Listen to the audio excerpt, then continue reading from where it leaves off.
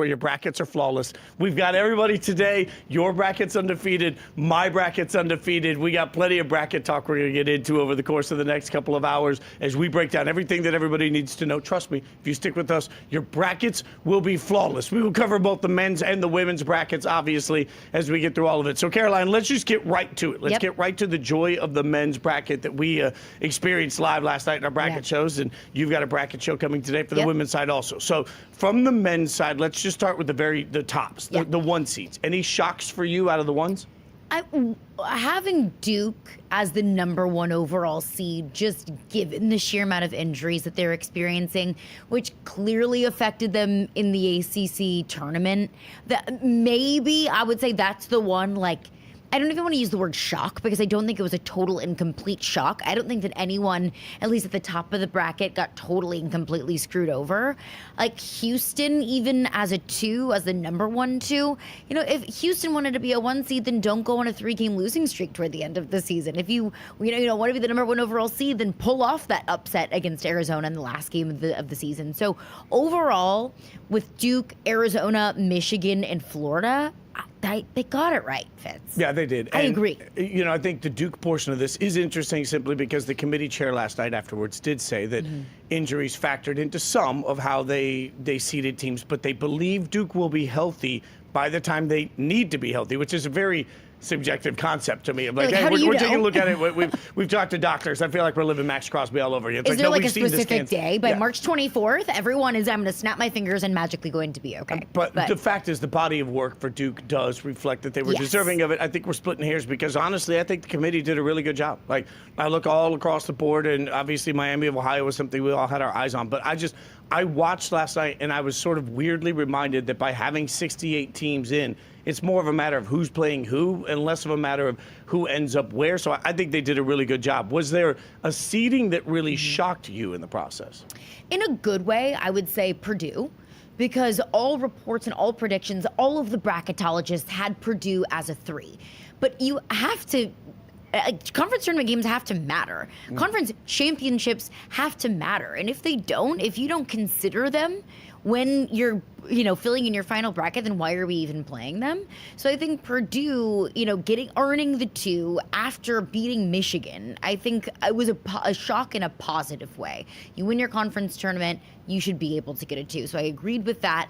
Having 4 SEC teams in the Midwest shocked me.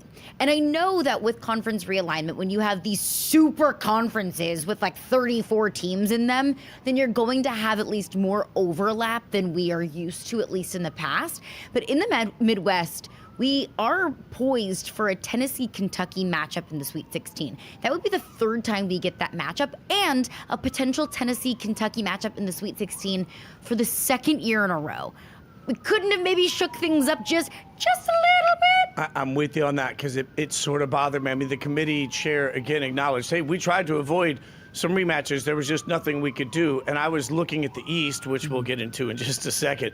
But we've seen a lot of those teams play each other. I mean, there is an element of not 1, not 2, not 3 that feels like we are stacked for the possibility down the road of rematch after rematch after rematch. I know that we've seen UConn St. John play out a couple of different ways this year. I didn't want to see that necessarily in the same bracket of the NCAA tournament, and that's where we ended up. I think Houston becomes really interesting to me because Houston's obviously a very good basketball team. We know that. They come away with the 2 seed. We know that. When you look down the road, because their Sweet 16 host site is considered to be Rice, not Houston, they were able to play in that bracket and be in that area. And as Dallin pointed out last night on our bracket show, and really hit me, is that means that essentially Houston's going to have home court advantage for the Sweet 16 for them. And that is really interesting to me on what difference that'll make because, the crowd's getting involved in these atmospheres. That's one of the reasons that, frankly, I love the women's tournament and the fact that the first round games have home site affiliation to it. Home sites in the first round for the men's tournament. 100%. Make it happen. Home sites are better.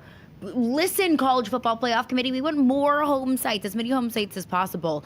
But you mentioned some advantageous draws, at least by location.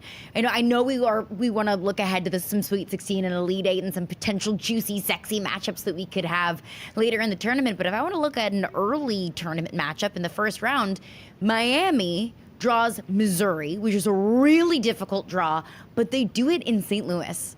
An hour and a half from Missouri's campus. I am from St. Louis. That city is filled with Missouri fans, so that's not necessarily advantage Miami, although they are the higher seed. Yeah, that's a great point. And as we were watching the brackets come out, you immediately said that, and it felt like the whole room was like, wait a minute, didn't even think about that. So you're right, and these are the little nuances that make a big difference, especially in first-round games. So let's get to the East, because the East is stacked. The first thing that hit me as I watched it come out, when you just talk about brand recognition in college basketball, and you're talking about Duke, UConn, Louisville, in that we're talking about Kansas, Michigan State. Like you just go up and down the list. That it just feels like you get a star, you get a star, you get a star. Like the East is every brand. When we talk about right after football season, and you're trying to get college basketball some momentum, and you're trying to get people to watch on the weekends, the matchups we're going to get out of the East, particularly just in the East bracket, are the sort of matchups that they would build an entire Saturday of content around. You know, you'd hear the CBS music coming in all day, Fox music coming, like they would build the entire game day would be at each of these games. Yes. They gave us brand after brand after brand in one bracket. I think it's pretty stunning. We have Duke the 1, UConn the 2, Michigan State the 3, Kansas the 4, St. John's the 5, Louisville the 6. I mean, if that side of the bracket was an outfit, it would be like every brand name, every designer, every single logo known to man would be on that side of the bracket. But what I don't want to get overlooked, because although that's a very attractive side of the bracket, like you mentioned, just been brand recognition and just the caliber of coaches that we have on that side of the bracket, I don't want to ignore the South. Because Florida's the 1 in that region, and we get Houston as the 2. Florida isn't even the favorite to come out of their side of the bracket. I mean, I saw an overwhelming amount of support in favor of Houston rather than Florida, even though they're the 1. You have North Carolina, you have Nebraska, Vanderbilt on that side of the bracket. No, it's not historical blue bloods. And no, we don't have Danny Hurley on that side of the bracket. And no, it's not as sexy just in terms of brand recognition. But when you look at teams that could be ultimate bracket busters, the South is full of them. The East is, again, big brands, but I think there's some context to that too, because just because you are wearing an outfit that is all of the labels you could possibly want, doesn't mean the clothes are actually that great sometimes. Yeah. And I think one thing that really hits me, this is a theme we're going to have throughout the course of talking about this with the day. There's been a lot of bad on tape from good teams. Like you mentioned Hurley, and obviously we're coming at you live right now from our New York studios, which are absolutely beautiful. I live not far from here in Connecticut, not far from UConn's campus. There have been games where UConn looks like a world beater, and then there's games where they just don't, right? We've seen bad from UConn this year, and we've seen over the course of the last month a lot of good teams play bad basketball. I'll go back to Michigan State, a team I love. Like, I want Izzo to win a chip. I want Izzo to win a championship and then have the only conversation that we're having after Izzo wins said championship. I want that to be, oh my God, is he going to retire since he just won a chip, right? Yeah. I don't trust Michigan State to hit the broadside of a barn on a Tuesday. Like, Michigan State there are times that Michigan State looks like they have zero idea what sport they're playing out there offensively. So, like, we've seen really, really bad from really good teams. So even though there's brands in the East, I'm with you. I think the South is sneaky basketball. I think the East has a chance to be sneaky, sloppy basketball. But do we, and I agree with you that we have seen some very high ceilings and some fairly low floors for some of these brands. Let's look at St. John's, for example. Look no further than the St. John's UConn game, and then you can see how low the floor could be for the Johnnies. Apologies to any Johnnies fans that we have in the building or walk around outside of our New York City studios. Do we agree, though, if we're going to break it down region by region, it feels like the West is most wide open for Arizona than any other side of the bracket is for any respective 1 seed. I mean, look, I no disrespect to Purdue. I mean, I just said that Purdue earned a 2 seed in winning the Big Ten tournament, but they might be a 3 cosplaying as a 2. So you have Purdue on that side of the bracket, Gonzaga, the 3, Arkansas, the 4.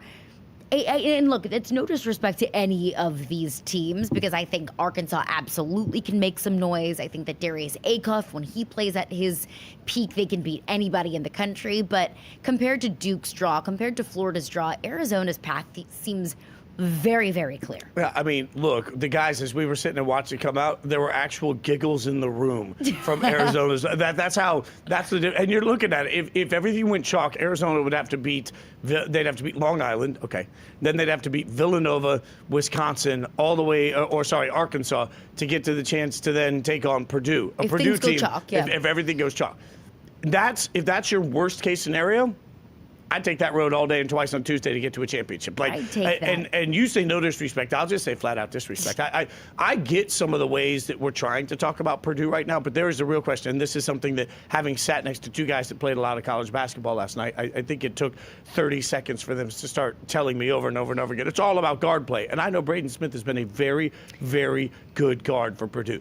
I question, as you know, any team that doesn't have a second option. Like, I question somebody that doesn't have the bigs to be able to go in and actually stop runs, massive runs. I question teams that I don't think can go out and just necessarily play with elite athletes at that same level. I don't think Purdue is athletically elite enough to go out. Now, look, this year in college basketball is going to be wild chaos. I don't think most of us thought Purdue would walk away with the Big Ten championship either, right? So Purdue's laughing all the way to getting to raise a banner in this process. But no, am I scared of Purdue? I don't care what happened yesterday. I'm still more scared of Michigan than I am Purdue today. 1,000%. But you bring up size, that's something that Michigan has way better than any other team in the Big Ten and right up there with the rest of the country. I mean, I've been on record saying that I think Purdue is the most overrated team in the country because we kept wanting to make fetch happen with Purdue. That we kept wanting to fit them into a certain hole. And it's like, look, Purdue lost their four biggest games of the year at home. And we're talking about Mackey Arena that is loud, that is packed, it gets crowded. It's an intimidating environment. And Purdue wasn't even able to defend home court in their biggest moments when they should be, elevated by the moment, elevated by the fact that they're getting some of their toughest opponents at home. So that, to me, I think is very revealing about Purdue. But I think the way that you're playing going into the tournament has to matter. Getting hot at the right time has to matter. So as much as I can nitpick Purdue losing to Michigan State in the final weeks of the regular season, that was still, 2 weeks ago, 3 weeks ago, 3.5 weeks ago, whenever it was? Well, I just saw Purdue beat Michigan yesterday. What day is it? Yeah, I mean, yes, whatever it was. It was yesterday. I saw Purdue beat Michigan yesterday. So what that can do for your confidence, staying hot, I think can be a very valuable and dangerous thing. Is it enough to beat Arizona?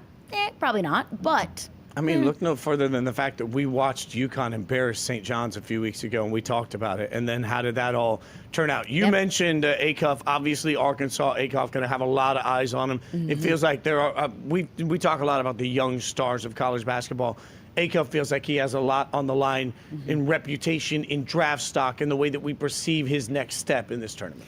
I would say Darius Acuff has the best opportunity to raise his draft stock of any of these guys that we've been talking a lot about. I think that he needs a run for two reasons. One, if Arkansas wants to make a run, which I think Calipari, obviously, you're always going to be following what Calipari is doing in the tournament. Calipari obviously has this reputation in recent years of early exits. If Arkansas wants to make a run in the NCAA tournament, it's going to go through Darius Acuff.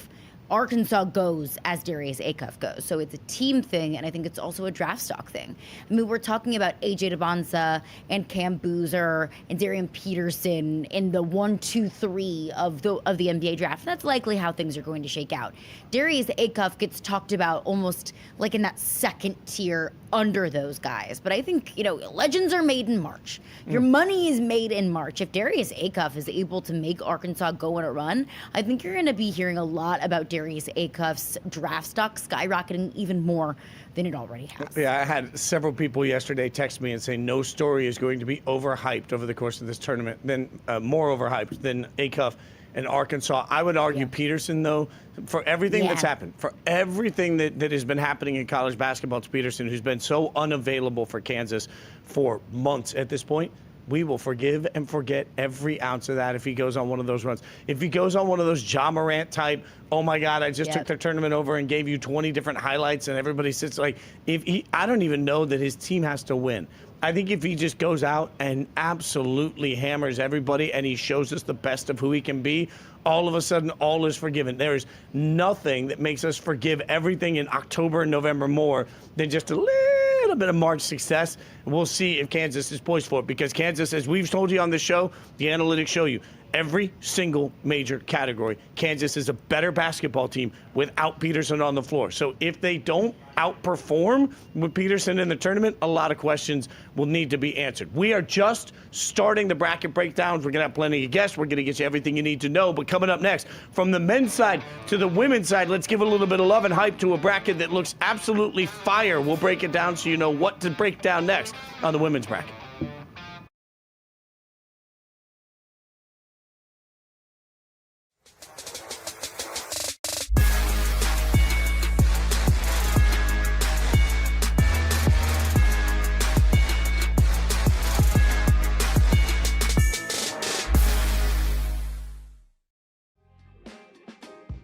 You had 27 points in your third game. What do you remember from that night? Oh man, it was great. Once the first one drops, like I was like, okay, we're good to go. Then the second one, then the third one, and then you get to like this mode where it's kind of like unconscious. Like, it feels like practice in a way.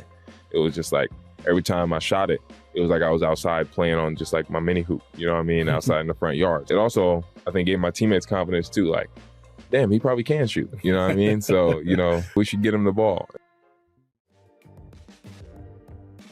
What do you think is your best route, and what is your favorite route to run? I feel like it's probably like a stop route or something. That's a good answer. Like a stop route. My favorite route to run, I like to run digs. This is from early in your rookie season. That was the best one there, was the dig route. So I think you're doing pretty well there. Mm-hmm. I like that. Okay, good answer. That was very validating for me personally, and I'm glad that you feel that way. So, okay, you mentioned... I gave you validation. You gave me validation, bro. I like that. Bro, that's what this is all about. I like that. What was your impression of him? Do you feel like you have a friendship with Giannis now? I feel like he was just my friend. Like, I didn't even see him as just a basketball player, Giannis Antetokounmpo. I was just like that's just my guy. Cause we were just chilling. Like, he took me to his home. He took me to his first we did his first dunk in his neighborhood. So like, he was just showing me around. And I think we still check up on each other. Very I just need to go to one of his games, which I promised him.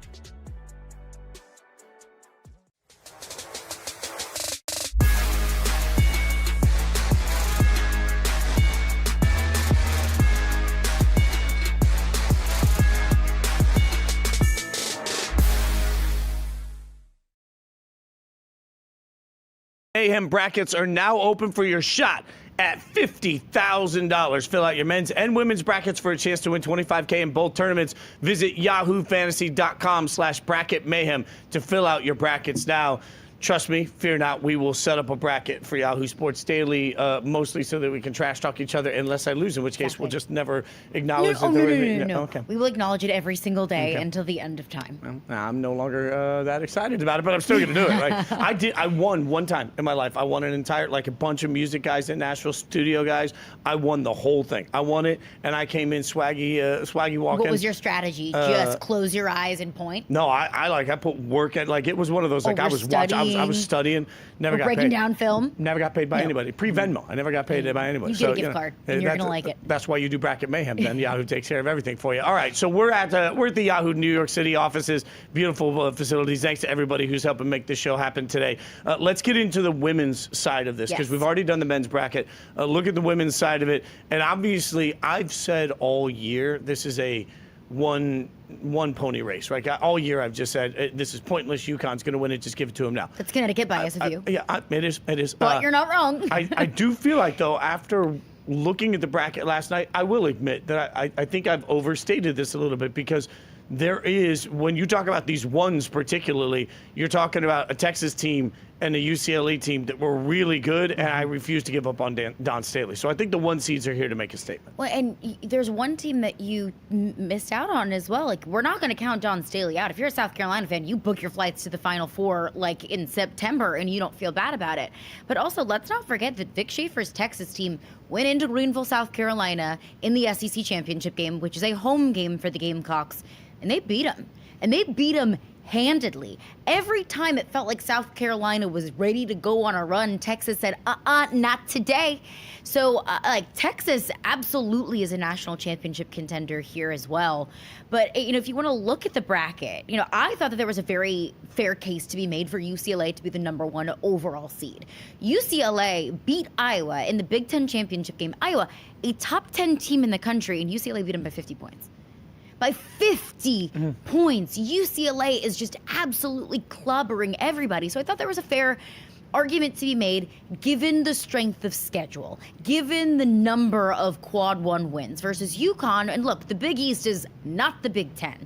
In UConn's non-conference games, they scheduled USC, Tennessee, Notre Dame. Those are all wins that don't look nearly as good today than they did at the time. UConn can't really control that. UConn can't control that Juju Watkins was out this season. UConn can't control that Tennessee has gone on an epic meltdown. So I don't disagree with the fact that UConn is the number 1 overall seed. But with UCLA being the second one, and the draw that they have gotten is absolutely ridiculous. UCLA has the toughest path to the Final Four, Fitz, and I don't even think that it's close. They get LSU in their region. LSU was the number 6 overall, so the second 2. So that shouldn't, in theory, be in UCLA's side of the bracket. But since Texas and South Carolina are both in LSU's conference, that bumps LSU to UCLA's side of the bracket and Vanderbilt to UConn's side of the bracket. So UCLA gets LSU, the ACC champion Duke, and Minnesota, and Ole Miss, an incredibly dangerous team, on their side of the bracket. I feel like UCLA got a really tough deal here. Which is such a reminder that whether we're talking about the men's or the women's bracket, I wish it was as simple as here are the best teams, and we will now have the best teams take each other on. But there are so many factors that come into it. As you were talking about essentially strength of schedule, isn't that kind of what we were yelling about with the Miami of Ohio argument? As I said to King McClure yesterday, if King dunks on me 37 times in a row, it doesn't mean that King can turn around and beat LeBron, right? So I don't know what to make of a UConn Don't underestimate King. Well, 100%. Or maybe don't underestimate. Okay, no. Sufficiently estimate me. I will say this, though, you make a really strong point about UConn and their dominance, but their dominance has been against just inferior opponents. That's not their fault, but that's real. And now if you're UCLA, you're looking at a bigger gauntlet. I also think there are some tricky matchups here, like Texas taking on Louisville. I'm not saying Louisville's a great basketball team, but Louisville can do a lot offensively. It's going to stress Texas out. So that's part of what... Louisville is a good basketball team, though.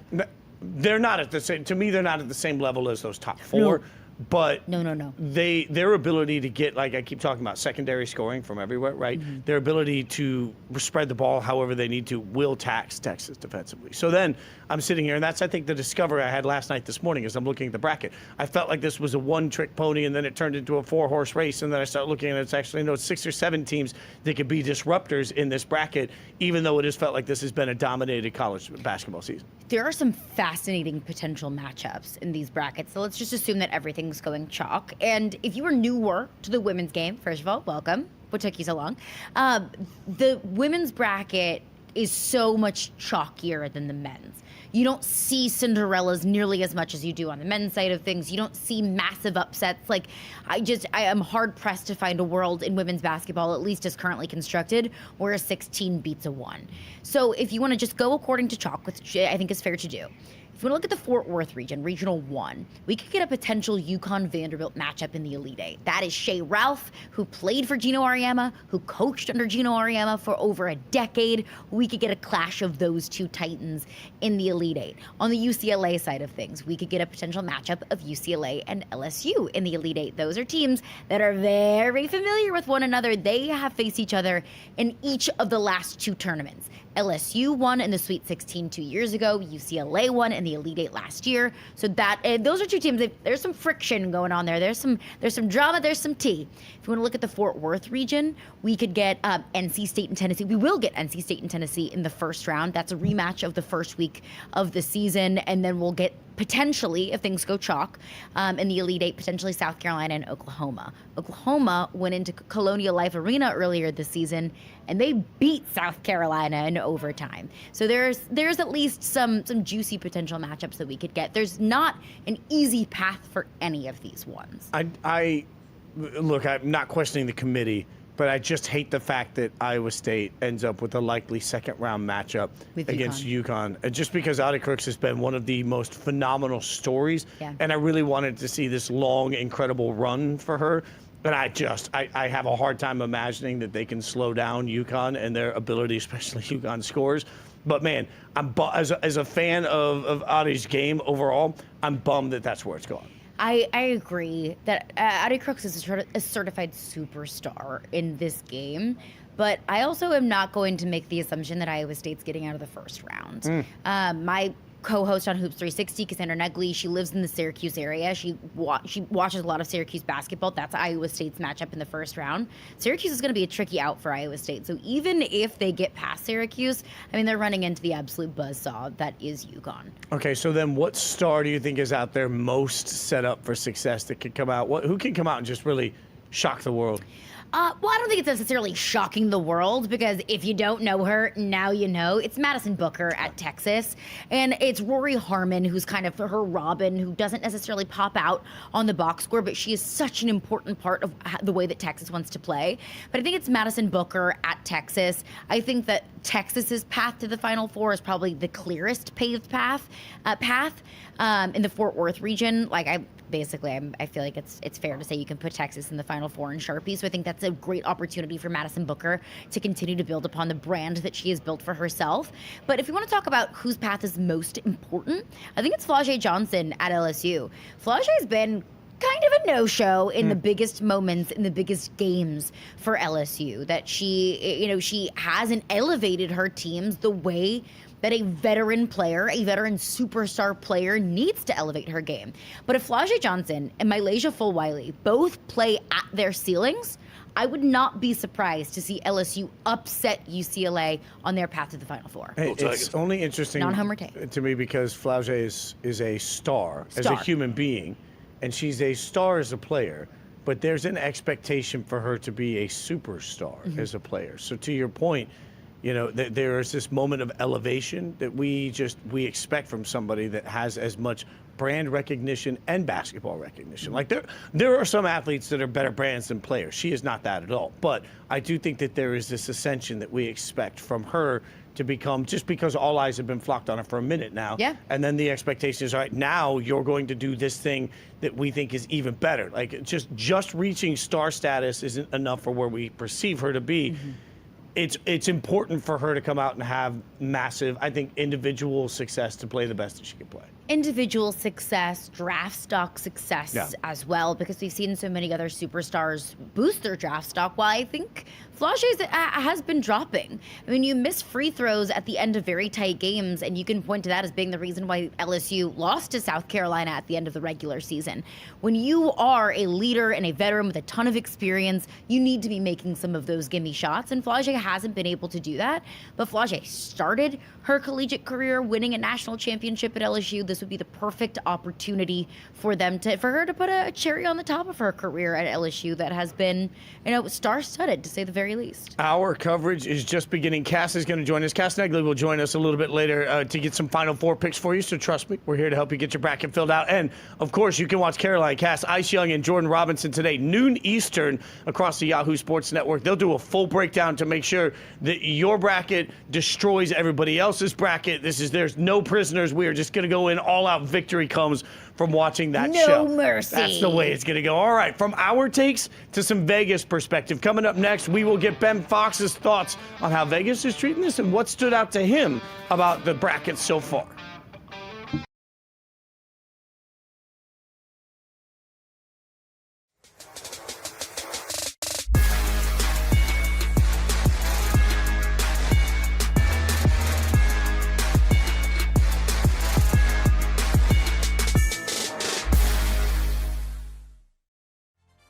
How can I sit here in one breath and say the sport is broken when it looks like the audience is more pleased with the sport than ever? It's not broke. It's just we've been drinking out of a fire hose for 3 years.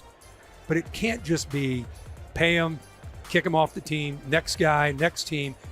I worry about these kids' long-term health and what they're going to do with their lives when they're 26 and 27, when they have no roots at any university. James Rodriguez is reportedly joining Minnesota United. The main thing as a fan of the league, I would just be excited to see him play. And then Minnesota against NYCFC, get to go see James. And what if that game is at Citi Field, bro? Queens is going to lose their mind. It's going to go nuts. Astoria and Jackson Heights will be empty. There will be 3 Uruguayans, 4 Argentinians, and 6 Mexicans in all of Jackson Heights going, what the hell's going on? Where is everybody? Admittedly, I'm a huge fan of Travis Hunter as a prospect. Do you have any sense of what his growth is going to be like, where he might be playing more and more, what his role is going to look like, especially on the offensive side? The way he is, his personality, I think this injury in his rookie year is only going to just make him better. He was starting to really get going on offense, and we were starting to click. So who knows what the rep count looks like, but I know he's a special receiver when he gets the ball in his hands.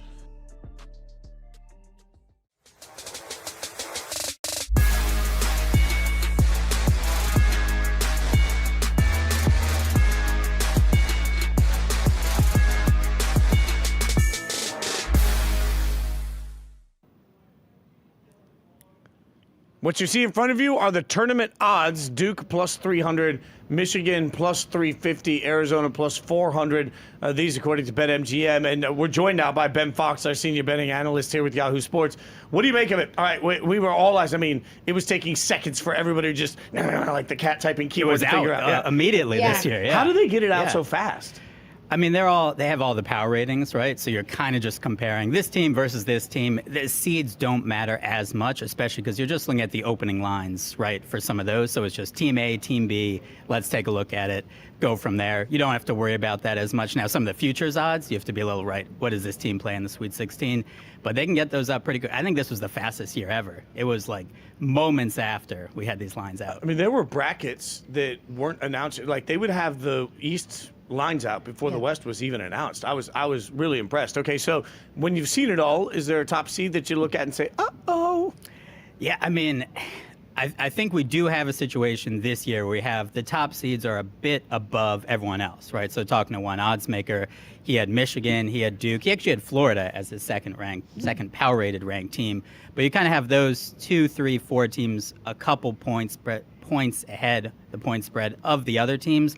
I still look at Duke, though, just that region. You look at just the KenPom ratings for all those team 2 seed. You got UConn's 11th. Michigan is actually 9th in KenPom's power rating, despite being a 3 seed. Kansas is 21st as a 4 seed, but you have Darren Peterson, right, who could be potentially the best player in the tournament. Yeah. And then the 5th line, you have St. John's, who just won the Big East tournament. So all those teams potentially in that region, obviously not going to play every single one of those teams. Duke, a very good team, dealing with some injuries themselves. That's just one where, even though they have very good odds, they are the favorite at plus 300. That's one a little down the road, Sweet 16, Elite 8, just the strength overall of that bracket. That's one that stood out, even having Ohio State, I think, as an 8, TCU as a 9. There's a lot of good teams in the East. A lot of good teams in the East. And like we mentioned, the spreads were out almost instantaneously. So that means the money has been coming in since these matchups were put out there. So we know that if there's money coming in on a certain team, that can adjust the spreads a little bit. That can adjust the odds. So what are some teams that are early looking like some potential liabilities for the sports books? Yeah, so we'll start in the futures, and then we can go game to game if that works. We saw obviously the odds there with Duke as the favorite.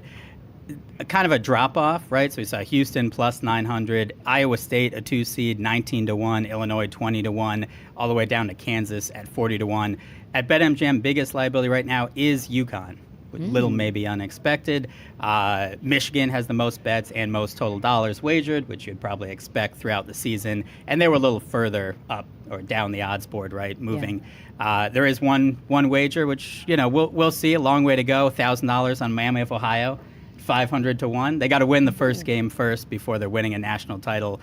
But that was one. UConn, Miami, Ohio, and Florida. Those are the top 3 at BetMGM.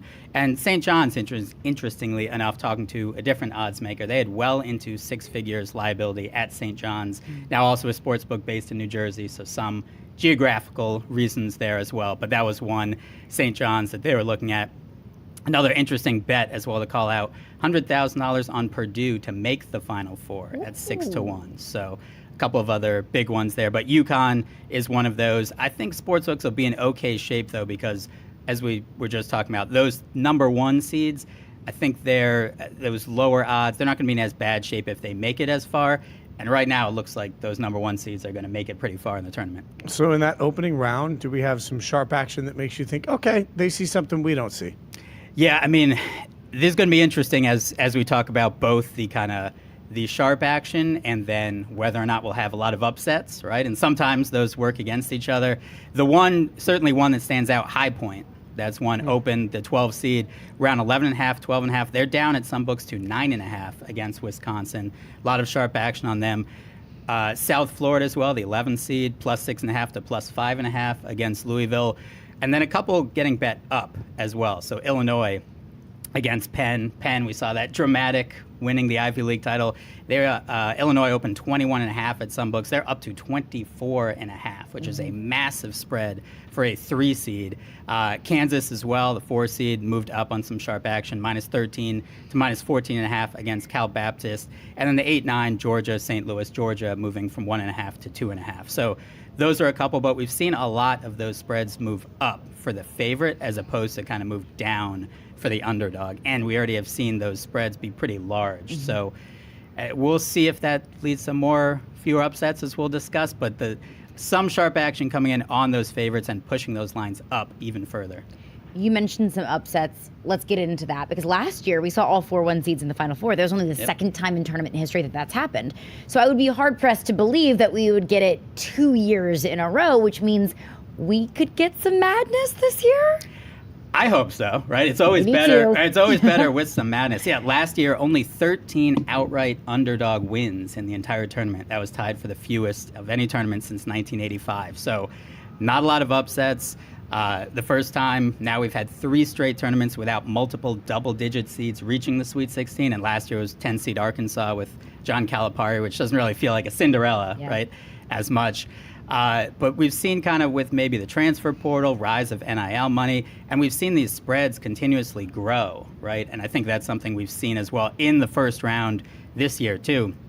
From our buddy Chris Felica, all 4 2 seeds, this is the first time since 1986, every 2 seeds favored by at least 20 points. Right? The 3 seeds, everyone is favored by at least 16 points, including, as we mentioned, that Illinois over Penn, which is up to 24.5. So a massive number. First time since 2000, every 5 seed is favored by at least 7 points. You start to see a trend here, right? And again, this is just the first round, but I think we're seeing a little bit more of those teams, more money to spend, bigger conferences, and a little more of the parity, or lack of parity, I should say, in the first round. So I'm hopeful. It's always better when there's the St. Peter's or someone else, the 15 seed.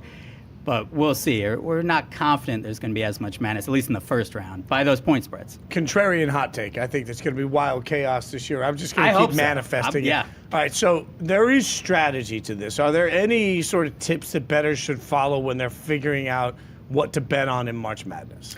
Yeah, I think the first one, there's 2 which sound very simple, right? 1, don't blow all your money. Right? You have a bankroll. It needs to last until, hopefully, football season. Can we get that clipped off and you just send that to me as a voice note about 4 times a year? That would be really helpful. We are in the Yahoo Finance Studios. Don't blow all your money. Finance tips with Ben. I know football was tough for you this season, but we got to make it to football. I think March Madness, you get so excited, right? There's 16 games on Thursday. There's 16 games on Friday. There's the first 4.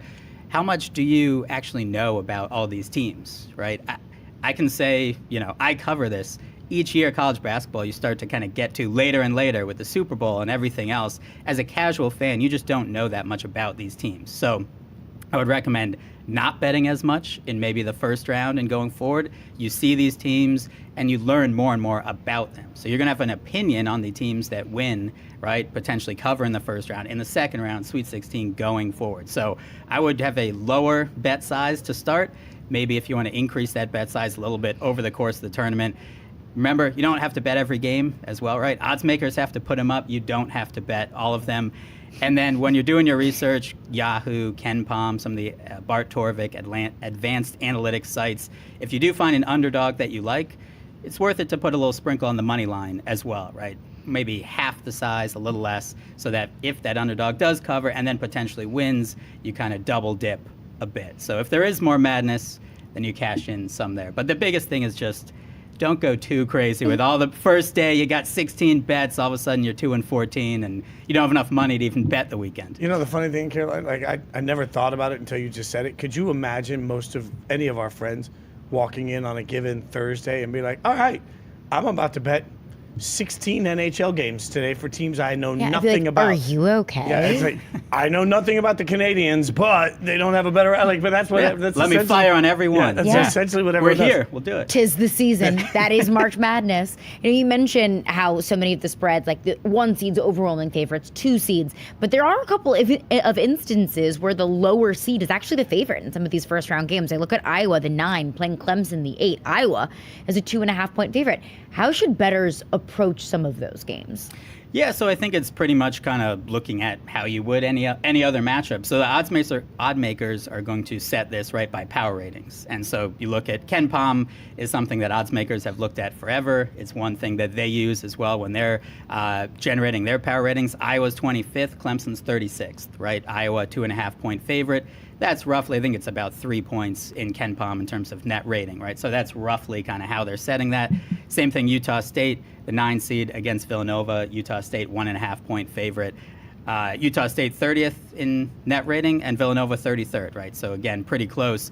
It is surprising though, we only have those two, right? Sometimes we'll see a 5-12 matchup that's close or an 11-6. I believe UNC is the closest. They're only like a 2.5-point favorite, I want to say, against VCU. But for the most part, yeah, as we've seen, a lot of favorites, the seeds you would expect, and I would just approach it any other game. You might say, oh my God, look, the 8 seed is catching points, right? But it's just based on the power rating, so don't think you're getting ahead of the odds makers with that. So where are we on Miami of OH as Miami of Ohio? 7.5 point underdogs in their first 4 matchup. How are bettors approaching this one against SMU? Yeah, I think the public might have been surprised to see this number come at 7.5. This got up to 8.5 yesterday as well. It bumped back down to 7.5 at some books.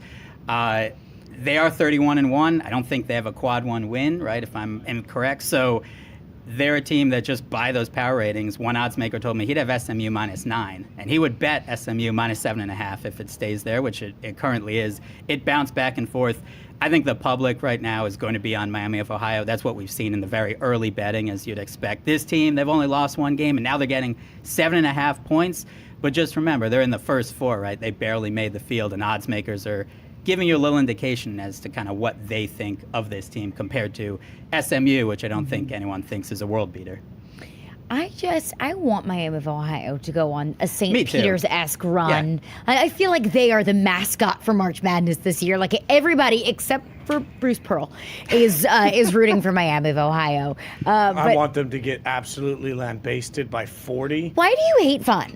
You know what? I want to make a statement to the committee that participation awards don't exist. I want the best teams and only the best teams. But the MAC got their participation award the with first their 4, conference like, champion. They isn't didn't that have kind Miami of- of Ohio Nelson. Isn't that kind of the participation award? The first 4, like in yeah. general, Yeah, like equivalent. it's kind of like, hey, like you tried really hard this year, and now we're gonna let you give it a whirl. I want SMU putting in guys that they've never heard of in the fourth, like at the end of the game. I want them to just be looking around and be like, you in the third row. You hoop? You know ball? Come on. Like, that's how I want to do it. Everyone in Miami of Ohio, are you listening to this? Because Fitz gets no free drinks, and I do. Oh, that's fair. But not only are we going to have some money being put on these games and the outcomes and some features in the NCAA tournament, this can also affect #1 overall pick in the NBA draft odds. Yep. So what are some approaches that you're looking at, and how can we see some odds shift for AJ DeBonsa, Cam Boozer, Darren Peterson, so on and so forth? Yeah, I mean, it's kind of I think it's looked at as a somewhat generational draft, but obviously in terms of the NBA draft markets, they're fairly limited, right? There aren't people necessarily betting who's going to go number 3, 4, 5. Sportsbooks aren't going to put that up until much later. This was the first week that AJ DeBonsa passed Darren Peterson as the favorite to be the #1 pick. Darren Peterson opened -325, which is a pretty big favorite several months ago. This was the first week that DeBonsa passed him. DeBonsa was +360, so it's a pretty significant move. This is a showcase, certainly. Like, I think you'll be able to play better. You go through the tournament, and they should make it both at least 1 game. But I think we'll continue to see, and if DeBonsa plays well, continue to see that rise. But yeah, just interesting that he passed him finally, and obviously Peterson hasn't stayed on the court as much. There have been some of those concerns, and that's reflected a bit in the odds market. But it's a showcase, right? And if you play well in the tournament, all eyes are on you. Philosophical question, Ben, because I grew up in Vegas, as you know, and I grew up in a time where everybody went to that city for March Madness, right? Every year, like you couldn't get a seat at a sports book. But now we live in a world where in many states you can just open up your phone. How does Vegas reflect on the modern approach to March Madness? So I think some of the handle, right, will be depressed a bit just because, yeah, you can go to your couch or, hey, there's a sports book down the road, or, as you said, in your house, you're just sitting there. Ultimately, it's a little bit kind of like Disney World, right? If you want to go for that experience, there's nothing like watching March Madness in a sports book with everyone else rooting for the underdog, especially with March Madness, there's a lot more of these first to 10 points, right? So everyone's rooting for the underdog maybe to score the first 10 points. It's that communal atmosphere. That's not going to go away anytime soon. So I think, as we've seen with prediction markets now as well, and plenty of sports books, there will be a little bit probably once we look at how much was bet in March Madness in Vegas. Even if that's down a little bit, it's such kind of a different experience to watch it there. You go for the Thursday, the Friday, the first weekend.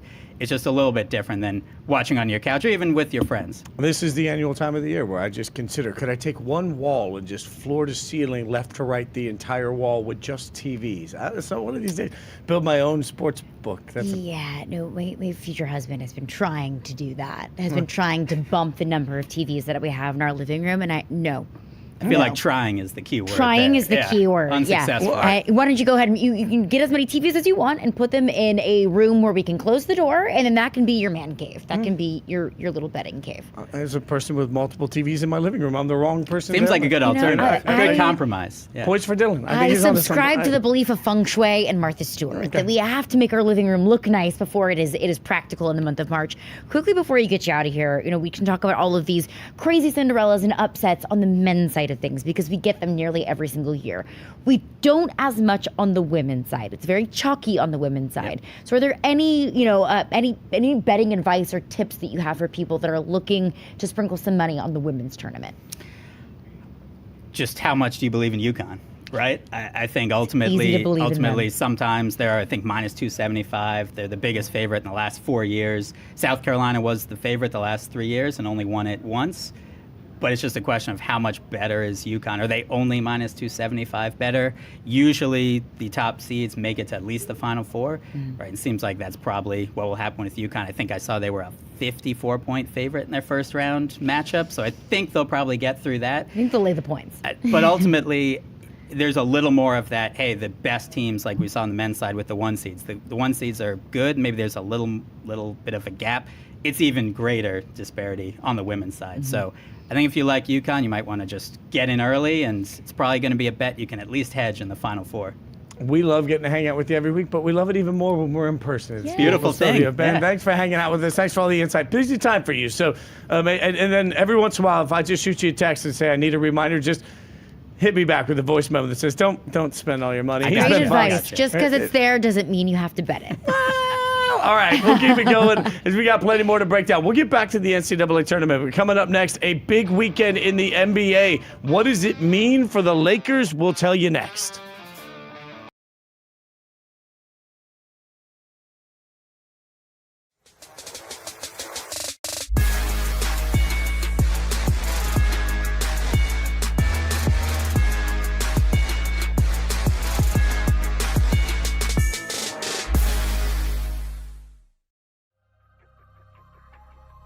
It's time for the NBA to demote the old guard and promote the new guard. The NBA, they love scheduling Warriors and Lakers and LeBron and Steph and all these stars that we've had in our life for over a decade, since many of us were kids. And it's great that we have this generation still in the NBA, but Anthony Edwards is box office, and maybe make a little space for this new generation.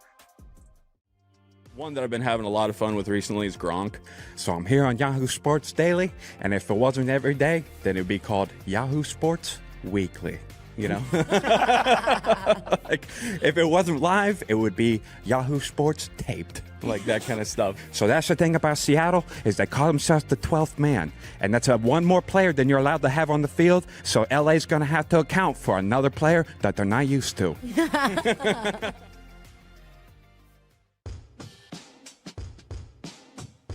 Who are some of the other like UFC combat sports golfers that we might not know about? Like, who's sneaky good? You know what, man? I don't think there really is anybody else. Daniel Cormier is starting to play. He's absolutely How's his game? awful. Oh, he's no. awful. He talks so much trash. He is so bad. But I tell you what, though, he is an athlete, and he's just like it. Golf's like anything. The more you do it, the better you get.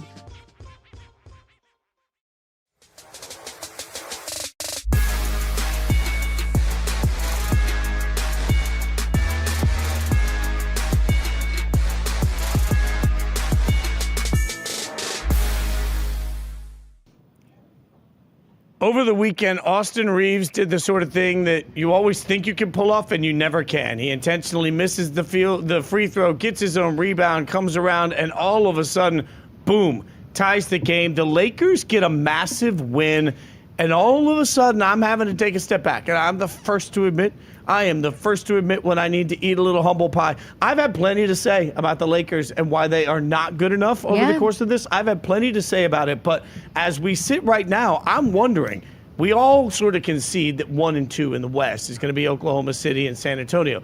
Who do you have as 3, Caroline? It's still Denver. And I say that with a lot of hesitation, with a lot of trepidation, because I don't know if I truly believe it. But because I look at the Lakers winning 8 of their last 9. I just watched the Nuggets lose to the Lakers, as you just mentioned, on that incredible Austin Reeves heads-up play. We've seen Denver lose some games they probably shouldn't lose. We've seen Denver get absolutely clobbered by the Knicks by 40 points in the last couple of weeks. Why am I so slow to switch up my perspective? Is it because I do have so much trust in Jamal Murray and Jokic? Is it because we do have proof of concept of the Nuggets in the postseason? Is it because I don't trust the Lakers being able to consistently win enough games in the postseason against some of these high-octane offenses because I don't trust their defense? I think that's what it is. That I have so much trust in Nikola Jokic and Jamal Murray that I do have trust in that 1-2 far more than I have trust in the Lakers' consistency, even though they have been awfully consistent over the last couple of weeks. I think I have trust issues with the Lakers' consistency. So I'm going to say I still have Denver as the 3rd best team in the West. But the Lakers are forcing me to reconsider. Not quite change my mind, but to start to think about things a little bit differently in terms of the West hierarchy. Well, and I see that. I'm trying not to be overreactionary. That's the hardest part about the NBA regular season is one night can't sway your opinion. But to your point, and look, it was, a week and a half ago that the Nuggets beat the Lakers, right? But over the course of this run, they've shellacked the Knicks, right? They took the Timberwolves out to the playground and reminded them who the bully is and who the child is, right? Like, they have had some big wins. And then they go in and they beat the Nuggets in this game. And I find myself saying, okay, grace would allow the opportunity to gel. And I don't know that we've had a ton of grace. I will give J.J. Redick credit. He said at the podium a couple of months ago that losses are louder when you're a Laker. And I think he's right? I think it's fair to say that losses are louder when you play for L.A. But also, boo frickin' who. Wins are louder, too. 100%. Like, that's a great point. Like, if the Nuggets had won that game last night, would we be coming in and saying, look at the Nuggets, they've cemented them? You're right. Of course not. You're right. Like, there is an inevitable, and I will be the first to admit it, like there is an inevitable almost brand, I don't want to say bias, but brand sort of emphasis to what the Lakers do that makes us rethink everything about the team every time they lose and every time they win. Now, I don't think the Lakers have the depth to compete with OKC. I don't think the Lakers are anywhere near as deep, talented, or as tall as Wemby and the Spurs. I don't think the Lakers in a 7-game series beat the Nuggets. I really don't. But I also watched them last night find a way to win with 3 guys together. I do think that the Lakers have their 2 pieces for their core for the next 5-6 years. I think the Lakers are building something really great. I don't think LeBron's going to be a part of that long term, but the way that Luka and Austin Reeves are playing together, is effective. It's working. They have 2 superstars. They have a third when LeBron's able to be effective with them and when they can get it worked out. I feel like the tide is turning a little bit. I'm turning the ship around on the Lakers. First to admit that there's a little bit of recency bias on it, but man, I respect the Nuggets so much, and they won that game. So I have to give them some credit. Yes. I also have been checking myself, and we checked ourselves last week. Before we wrecked ourselves? I had to, I'm sorry. Before we wrecked ourselves, yes. Okay. We have yet to wreck ourselves, but the day is young. There's plenty of hours. There is plenty of opportunity ahead of us. It is March after all. They don't call it March Madness for nothing. That we are so slow to buy into Denver and so quick to count them out. We've done that. I've done that. That it's so easy. I mean, it's easy to fall in love with Oklahoma City. I mean, like, if you're not in love with Oklahoma City, that's a you problem. That's not an OKC problem. It's been so easy, and we've been so quick to jump on the San Antonio bandwagon because of, one, Wemby. When you have an out-of-this-world, never-been-seen-before kind of player, it's like, yep, I'll buy into that. Anything good, I'll buy into it. Anything bad, I'll overlook it. The depth of San Antonio, at least for me, has been so easy to buy into. And then it's like, oh yeah, Denver. And it's like, oh yeah, Jamal Murray can drop 30 on any given night. And it's like, oh yeah, like Jokic is averaging a triple-double. But also the Lakers and like what Austin Reeves has been doing over the last couple of weeks. It feels like the way that Austin Reeves has been ascending throughout the season. But it's with Denver, I feel like I have been so quick to jump on the bad and ignore the good, or at least not invest as much into the good of Denver as I have been investing into the good of a San Antonio or the resurgence of the Lakers that we've seen over the last couple of weeks. Yeah, and unfortunately, we just don't work at a business that says let's find out. Let's wait and find out, and that's just an unfortunate, because like, even if we go back to the Lakers side of it, I'm looking at it here, the schedule. It's like, this is the same team that a month ago lost to the Magic and the Suns. And yeah, they stacked wins against the Warriors, the Kings, and the Pelicans. Huzzah. Like, write your mom about that. Like, who cares? Their they floor lost feels to the Nuggets. lower. Like, they're coming off a big win, and they've had 3 good wins in the last 4 games. I don't know what to make of it. And I think that's probably a fair answer. Now, we did get some breaking NBA news. We want to make sure you get caught up on this morning, as we got the news from Shams that apparently the NBA Board of Governors will meet later this month to vote on expansion to Seattle and Las Vegas. Specifically, the league would target the 28-29 seasons. Both franchises would be valued at approximately $7 to $10 billion from the minute they get it. We're still trying to find out what the expansion fee particularly would be, but I think it's important, Caroline, anytime we're talking about expansion in a sport, just remember that they don't just add teams. Right. They add teams because a massive amount of money is spent to add those teams. Yeah, and I don't know exactly what the dollar figure is. I'm just going to go ahead and say it's out of my budget. And Vegas and Seattle felt like the inevitable teams that would be added to the NBA if and when the NBA did in fact expand. The NBA is better when Seattle is part of it.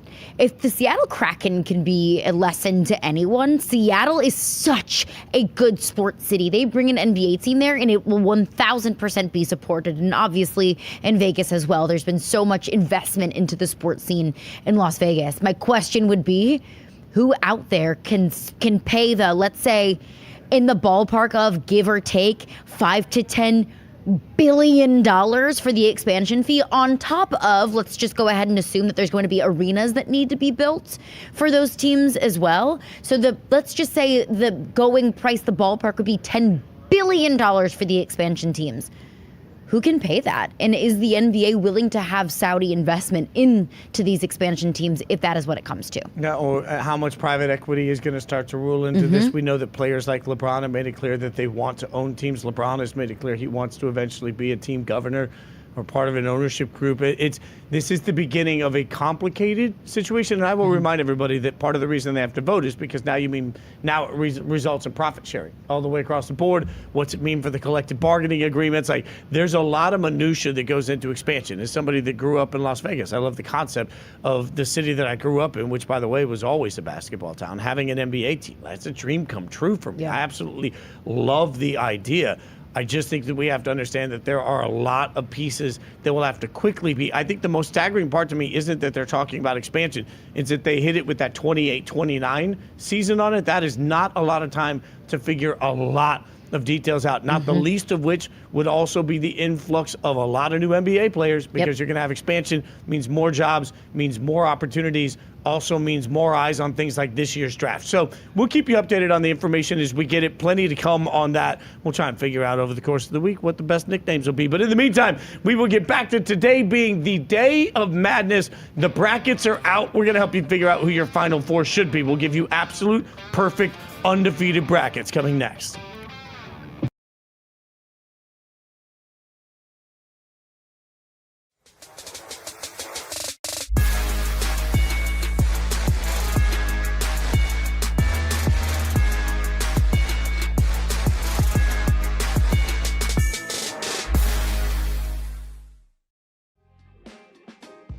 You had 27 points in your third game. What do you remember from that night? Oh man, it was great. Once the first one drops, like I was like, okay, we're good to go. Then the second one, then the third one, and then you get to like this mode where it's kind of like unconscious. Like, it feels like practice in a way. It was just like every time I shot it, it was like I was outside playing on just like my mini hoop. You know what I mean? Outside in the front yard. It also, I think, gave my teammates confidence too. Like, damn, he probably can shoot. You know what I mean? So we should get him the ball. What do you think is your best route, and what is your favorite route to run? I feel like it's probably like a stop route or something. That's a good answer. Like a stop route. My favorite routes to run, I like to run digs. This is from early in your rookie season. That was the best one there, was the dig route. So I think you're doing pretty well there. I like that. Okay, good answer. That was very validating for me personally, and I'm glad that you feel that way. So, okay, you mentioned... I gave you validation. You gave me validation, bro. Like that. Bro, that's what this is all about. I like that. What was your impression of him? Do you feel like you have a friendship with Giannis now? I feel like he was just my friend. Like, I didn't even see him as just a basketball player, Giannis Antetokounmpo. I was just like that's just my guy. Cause we were just chilling. Like, he took me to his home. He took me to his first we did his first dunk in his neighborhood. So like, he was just showing me around, and I think we still check up on each other. I just need to go to one of his games, which I promised him.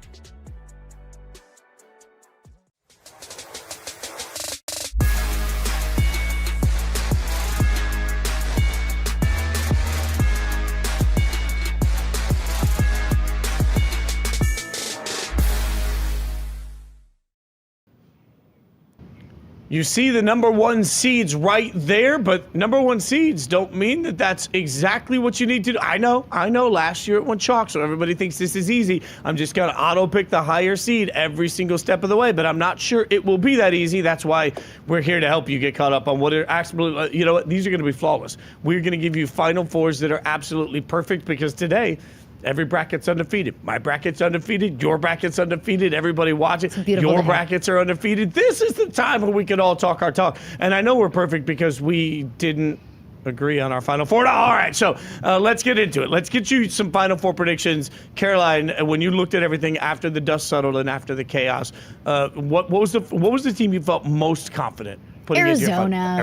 I almost put them, went ahead and put Arizona into Sharpie. I mean, I think that it's a couple of things. It's the team that Arizona is, and it's also the path that Arizona has.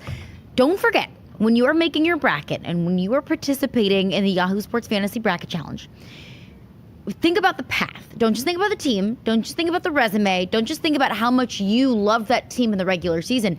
Think about where that team's going to be playing. Think about the travel. Think about who they're going to face potentially on their path. Think about the team that they're going to face and what their travel situation was like. I love Arizona's path, but also Florida. Those were the two ones that I said I feel really confident in both of these teams being able to make their path to the Final Four. I know that Florida, stumbled in the SEC tournament, but Florida was playing their best basketball. And I think fair to say, some of the best, if not the best basketball in the country toward the end of the regular season. So those were my two ones.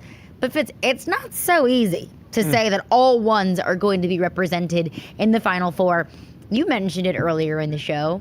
Maybe this is just wishful thinking. Maybe this is just me wanting to, put that into the atmosphere so I can will it into existence. I want Tom Izzo to win a national championship. So I put Michigan State In the Final Four, the way that Duke is banged up, it was really hard for me to put Duke into the Final Four. Would I be surprised if they made it there? Of course not. But I put Michigan State in the Final Four from that side of the bracket. I also, just for S's and G's, Iowa State. All right. I put Iowa State into the Final Four. I think that's a funky side of the bracket. I wouldn't be surprised to see Michigan fall before the Final Four. So I had Iowa State coming out of that side of the bracket. I don't know what that had to do with snakes and gerbils, but I appreciate it. All right, S's and G's. That's obviously what you meant. Those are your top four. I don't know. I'm totally off the rails at this point. Snips and gigs. I like that a lot. All right, so we agreed on two of our top, our Final Four. We agreed on Arizona and we agree on Florida. And by the way, I think the hardest thing for me coming into this was which of those two teams do I think is going to win the national championship this year. And that could be the national championship. And if it is, sign me up for it. I'm all in for it. Yeah. Florida is a team that's really been interesting because it started so slow and then it got so hot, right? And so now I'm trying to figure out how to best value a defending national champion. And I value coaching experience, the things that I value, so that you understand some of the core tenets of how I put brackets together in general. When I can, I want guards. We all know that. I want fast guards that I trust to not pick up the dribble. It bothers me when somebody gets a half court, picks up the dribble, they're going to be trapped. They can't figure it out. So I want small guards, or I want athletic guards that can keep the dribble active. I want somebody in the middle that can stop a scoring run. So I want somebody that, man, they've scored 8 straight. Worst case scenario, I need a foul here. I'm just going to dump it to the middle. Yeah. Then the other part of it that I think we don't talk enough about sometimes, I want a brilliant coach. Yeah. I want a coach that has no time and can somehow get my guys ready, and a coach that can make adjustments. So obviously a lot of that. Arizona has a lot of that. Michigan doesn't have the guard play that I would love to have for Michigan to be there. But that got me to the rest of mine. I put Michigan in, even though they don't have that guard play, because I love their size, their length defensively, and I think they really defend the perimeter well. I think teams will struggle to adjust to who Michigan is. They're so well coached. The other one for me, I'm putting in UConn, and I don't feel great about it, but I actually, much like you, I got to Michigan State UConn as one of my games, and I was Epic matchup. No, epic. I was at the game that counted. It was counted as an exhibition game. I went to it this year. Michigan State played UConn. I watched in warm-ups for a solid 15 minutes where Michigan State didn't make a single perimeter three, the entire warm-up. Then I watched them play against UConn, and at times it felt like Hurley was taking the foot off the gas. He had so much more speed at the guard position. Like solo ball, absolutely. I mean, it was like watching somebody run around people. So I believe in Michigan State in so many ways. I don't trust their shooting. And this is where they'll make me look foolish if they get hot and they can shoot. I trust them. I don't trust them to be able to do that. So I don't trust Duke to get healthy enough to be the Duke we think they can be. I just had trust issues all the way across. So what do I have? I have a guard at Connecticut I like. I have Alex Caravan, who's won a ton of basketball games, and I have the best coach in college basketball. That's what got me to UConn as my sort of weird outlier here. We disagreed on Michigan State and UConn being a part of this. And then the other part of it is, frankly, Iowa State's a really good pick by you. I just think Michigan is more disruptive than people realize when they get to them. I also think, Caroline, that a lot of people are talking about chalk. Yeah. And to me, this is not going to be a year of chalk. Nope. Because if you only take the best, it's like the Olympics. If you remember when the Olympics, like you see the scoring and they take the worst score and the best score and they take them off the board. I think sometimes we have to do that with college basketball because the best teams this year have moments where they look absolutely unstoppable. Michigan at one point, there were broadcasters at respected networks that were sitting there telling me that Michigan was maybe the second or third best team of all time this year. That's how good the good from Michigan was, all right? But the bad from Michigan is really bad, right? Like, so the bad from UConn this year, we've seen a lot of it. The bad over the last month, we've seen a lot. The bad's really bad. I think the variance is so unpredictable. I have a hard time just trusting chalk this year. I think the middle class has more chance to make damage. The first couple of rounds, we might not see it. When we get to the Sweet 16, I think we're just, it's at that point, all hell breaks loose. I hope so, honestly, because as fun as it was last year, having the clear-cut, what I thought was the clear-cut 4 best teams in the country in the Final Four. That's what you want. You want a competitive Final Four. I always view March Madness as everybody wants the chaos in the round of 64, in the round of 32, and maybe into the Sweet 16. Once we get to the Sweet 16 and beyond, I want the big dogs. I want the best teams in the country. I want the 1s, the 2s, the 3s, and the 4s. Maybe a couple of like really solid 5s, 6s, and 7s that have gotten really hot. But I want there to be some disruption. After the year that we had last year that was so chalk, that was so dominant, that we saw powers from Power 4 conferences represented on the biggest stages of college basketball. As much as I want powers of the big dogs in some of those late rounds, having what we had last year, I would love a certain level of chaos that we are maybe accustomed to in March Madness. As you talk about it, I feel like maybe what's happened is college basketball is flipped. Like, to me, I don't think we're as likely to get a 15 over a 2 right now. I don't think we're as likely to get a 14 over a 3. I think we're going to see more chalk in the first round and maybe in the second round.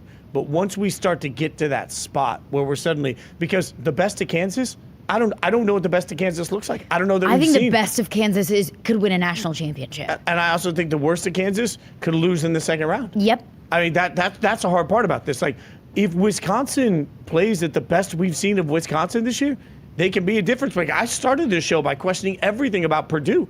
If Purdue turns around and plays the way they played in the Big Ten tournament, yes, they can beat absolutely anybody. So I think that's why, to me, the first couple of rounds, that's where we usually like our upsets. I think we're going to get chalked there mostly.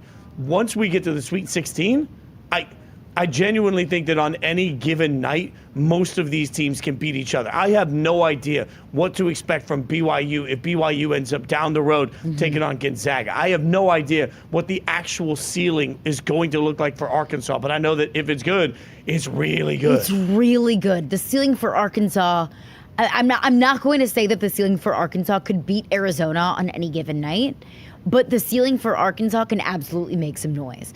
I mean, Kansas, the fact that we could get Kansas St. John's in the second round. Oh, my God. Patino, Bill Self in the second round. Like, sign me up for that. That is, you're right. The brands that we get, the coaches that we get, and all of this. So we got our Final Fours. Who do you have coming out of this? Like, where's your championship go? My championship game would be Arizona, Florida, which we talk about how much chaos could be possible in this year's tournament, and then we have 2 ones that are playing like two of the best teams, if not the 2 best teams in the country. But I would love Arizona and Florida in the national championship game. And if Florida can pull off going back-to-back, I think that's a really cool kind of nod and wink to the history books of the 06, 07 back-to-back national championship teams. And I think you're talking about, we see a lot of teams and athletic departments moving on from their coaches at this time of year. You're going to start to see the Todd Golden style of coaching hires, I think, start to really catch on even more than we've already seen. Very analytically driven. Yeah, but also we're going to see his name talked about in a much different light, right? We have the same championship, ironically. We didn't talk about that before, but we both have Arizona, Florida. I guess that's not ironic, but we have Arizona, Florida. I have Arizona winning it. But there is a moment here for me where we need to maybe recalibrate. If this thing goes Florida's way, we need to recalibrate the way we talk about Florida basketball. We need to recalibrate the way we talk about their coach. We need to recalibrate the way we talk about the SEC. We need to recalibrate all of that, because I certainly have heard Hurley remind us for many, many, many weeks this year of his resume. We don't hear that talked about the same way. Like, I walk into this tournament saying, man, I don't want to take on Hurley. Man, I don't want to take on this UConn team. They have so much experience.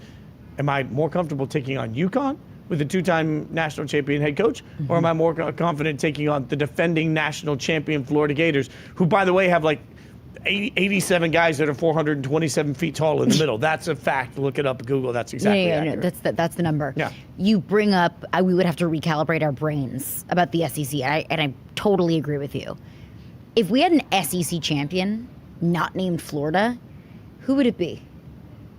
Maybe. I mean, I want to say Arkansas because of how well they play. Maybe Alabama? Yeah. Alabama can put points up on like, hammer the over. Every time Alabama steps on the court in the if you have not watched Alabama basketball this year, every time they step on the court, just hammer the over. But my thing with Alabama is, look, when they're on, and they can outscore anyone in college basketball. And then Alabama can put up like NBA type numbers, type of scores. But if the threes aren't falling, then I don't think that Alabama has a second trick in their bag to go to. So that's why I'm hard pressed to truly trust Alabama throughout the course of the tournament. But if it isn't Florida and we do have an SEC champion, I think I would trust Arkansas the most. Alabama would be a close second. Yeah, but I don't trust Kentucky. I don't trust Tennessee. I don't trust Vanderbilt. God, and I don't even know who I trust out of the Big Ten. So much to keep breaking down. That's why this is such a fun time of the year. Remember, you can hang out with us, and we're going to set up a bracket challenge. We'll have some fun. More to break down on that. But coming up next, what do you meme? We're going to get you some of the biggest action in sports with the best reactions you could ever see coming up next.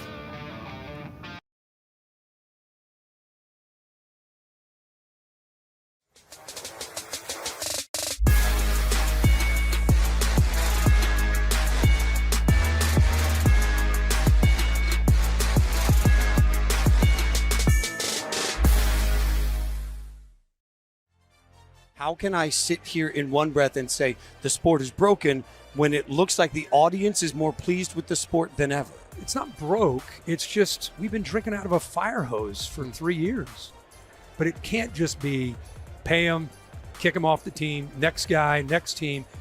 I worry about these kids' long-term health and what they're going to do with their lives when they're 26 and 27, when they have no roots at any university. James Rodriguez is reportedly joining Minnesota United. The main thing as a fan of the league, I would just be excited to see him play. And then Minnesota against NYCFC, get to go see James. And what if that game is at Citi Field, bro? Queens is going to lose their mind. It's going to go nuts. Astoria and Jackson Heights will be empty. There will be 3 Uruguayans, 4 Argentinians, and 6 Mexicans, and all of Jackson Heights go, what the hell's going on? Where is everybody? Admittedly, I'm a huge fan of Travis Hunter as a prospect. Do you have any sense of what his growth is going to be like, where he might be playing more and more, what his role is going to look like, especially on the offensive side? The way he is, his personality, I think this injury in his rookie year is only going to just make him better. He was starting to really get going on offense, and we were starting to click. So who knows what the rep count looks like, but I know he's a special receiver when he gets the ball in his hands.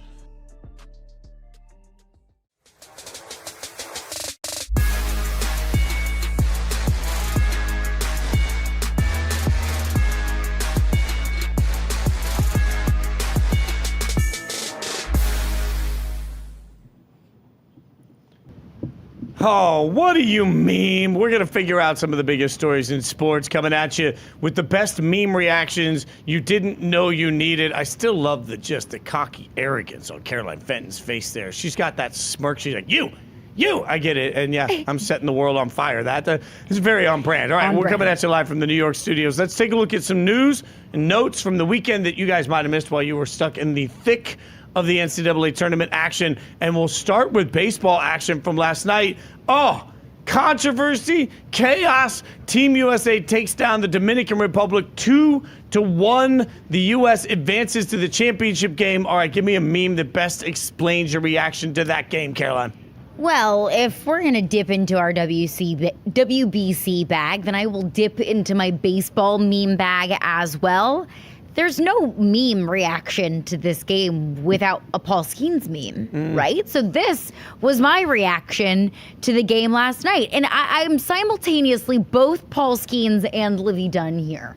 Because I'm Paul Skeens and, oh my God, you only won by 1 run. But also, yay, you won. And also Paul Skeens like, okay, I gave up 6 hits. But it's also like, yay, you only gave up 1 run. So you're kind of feeling both things today. You're both Paul Skeens and Livy Dunn today, I think. That meme is like the perfect encapsulation of the entire WBC Team USA experience. Like, there's a clap and a... And it's also like, what's going on here? I mean, I feel like that's just sort of how all of us are feeling in the entire run of this. Like, it's been a very strange WBC. All right, I went with a meme. I love that. Very topical meme last night. I decided I'd dip into my Oscars bag and give you a little bit of Leo coming into this.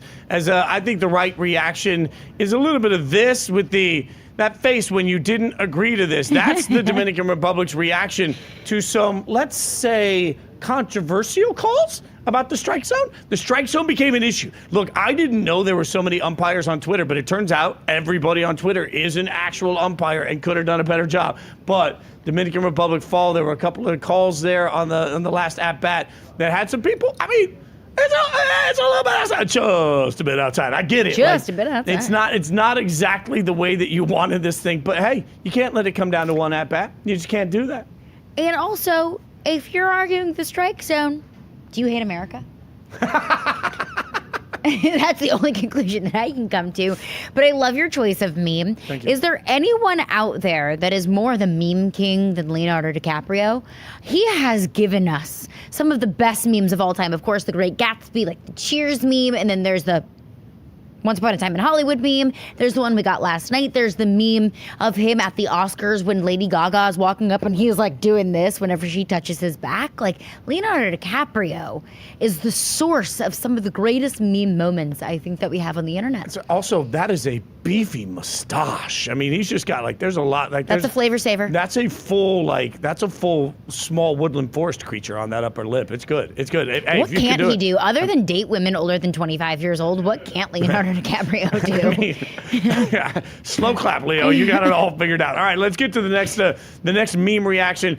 Cam Young wins the Players Championship, taking down TPC Sawgrass. The meme that you chose to explain your reaction to him winning a cool $4.5 million for first place. Not a bad day of work if you can get it. I mean, must be nice. We are making $4.5 million today at work, right? Too, right? If you are, I'm just going to follow up with I'm bosses going to here miss the next because segment and talk to my what agent. I was Okay. promised, I think, right? Okay, cool. This was the meme that I used to describe Cameron Young's win yesterday, and it is just a little bit, just a small won by one stroke, but that's all it takes. So it's teeny tiny. It was a teeny tiny little margin. It was such a close win, but hey, Fitz, that's the difference. A teeny tiny little margin is the difference of $4.5 million and not. Look, I don't know what it's like to win $4.5 million, but I can only imagine. No, I can only imagine what it would be like to win.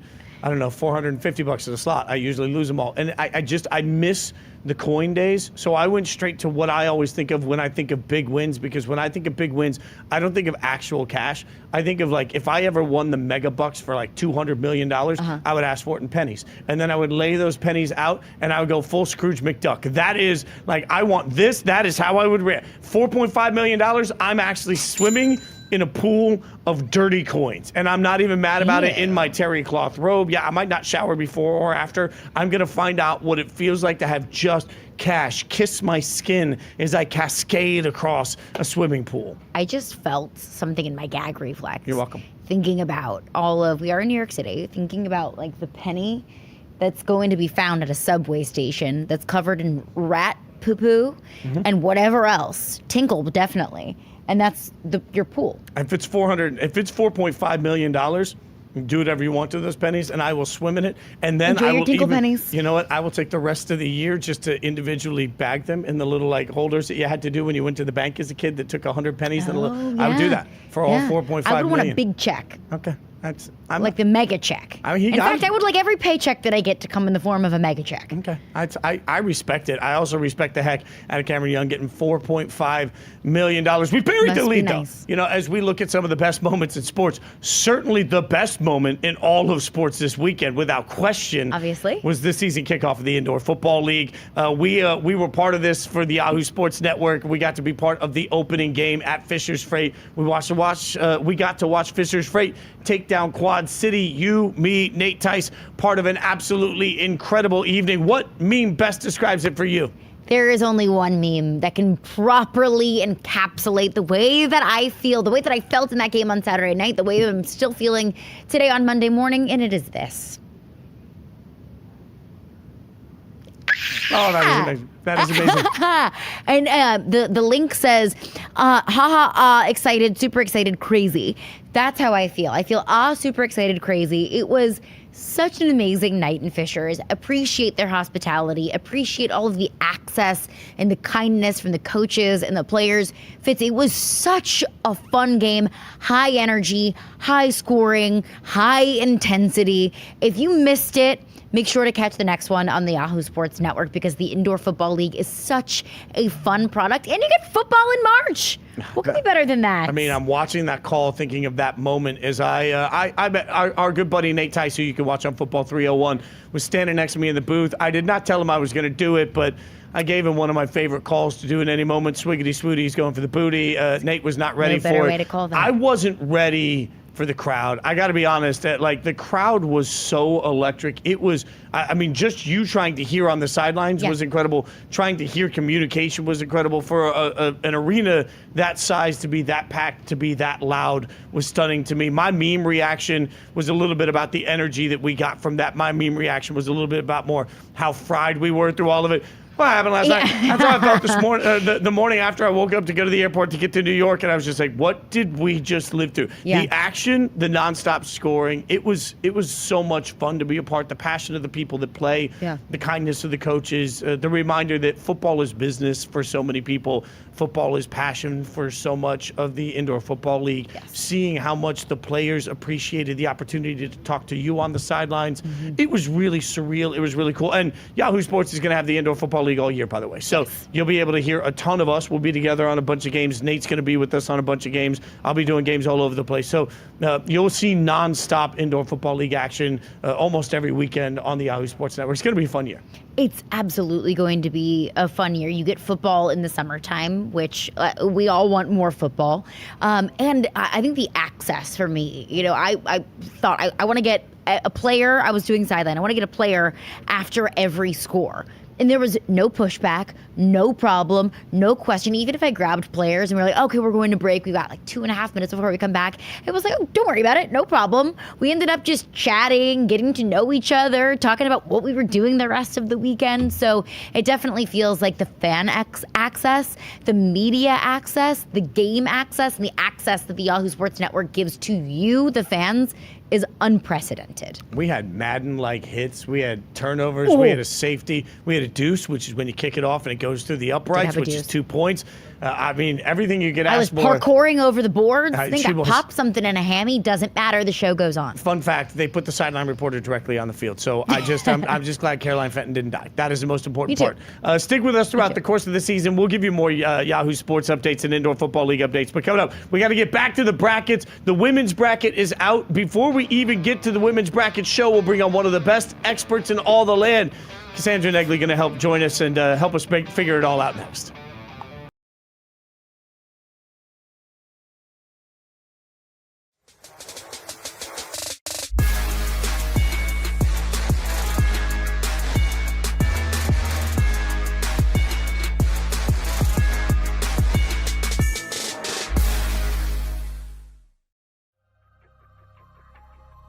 It's time for the NBA to demote the old guard and promote the new guard. The NBA, they love scheduling Warriors and Lakers and LeBron and Steph and all these stars that we've had in our life for over a decade, since many of us were kids. And it's great that we have this generation still in the NBA, but Anthony Edwards is box office, and maybe make a little space for this new generation. One that I've been having a lot of fun with recently is Gronk. So I'm here on Yahoo Sports Daily, and if it wasn't every day, then it'd be called Yahoo Sports Weekly. You know, like if it wasn't live, it would be Yahoo Sports Taped, like that kind of stuff. So that's the thing about Seattle, is they call themselves the 12th man, and that's one more player than you're allowed to have on the field. So LA's going to have to account for another player that they're not used to.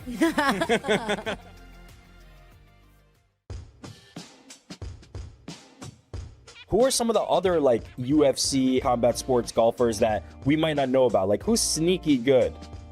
You know what, man? I don't think there really is anybody else. Daniel Cormier is starting to play. He's absolutely How's his game? awful. Oh, he's no. awful. He talks so much trash. He is so bad. But I tell you what, though, he is an athlete, and he's just like in golf's like anything. The more you do it, the better you get.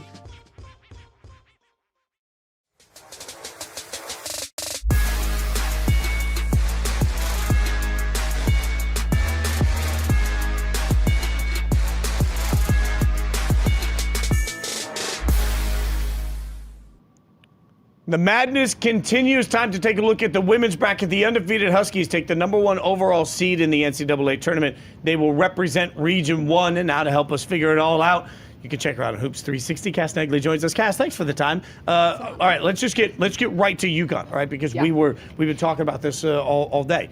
UConn or the field right now. If you had to bet, let's just say you have to bet her house. UConn or the field. Oh, it's not my house? No, it's Caroline's house because that's more contentious. That's what I like to do. I really like it. That's great and all. But I'm going to take the field. I changed my pick this morning. I think there are some contenders. I know you don't know about this. But to your point, like, UConn is the clear favorite. They have the best player of the country, Sarah Strong. They have KK Arnold, who stepped into the point guard role. AZ Fudd is a fifth-year senior. Like, this is the team to beat. And I think if they win a championship, like, it's theirs. It's a great point. And I'm always very hesitant if it's like one team or the field. I'm always very hesitant to take that one team. Yeah.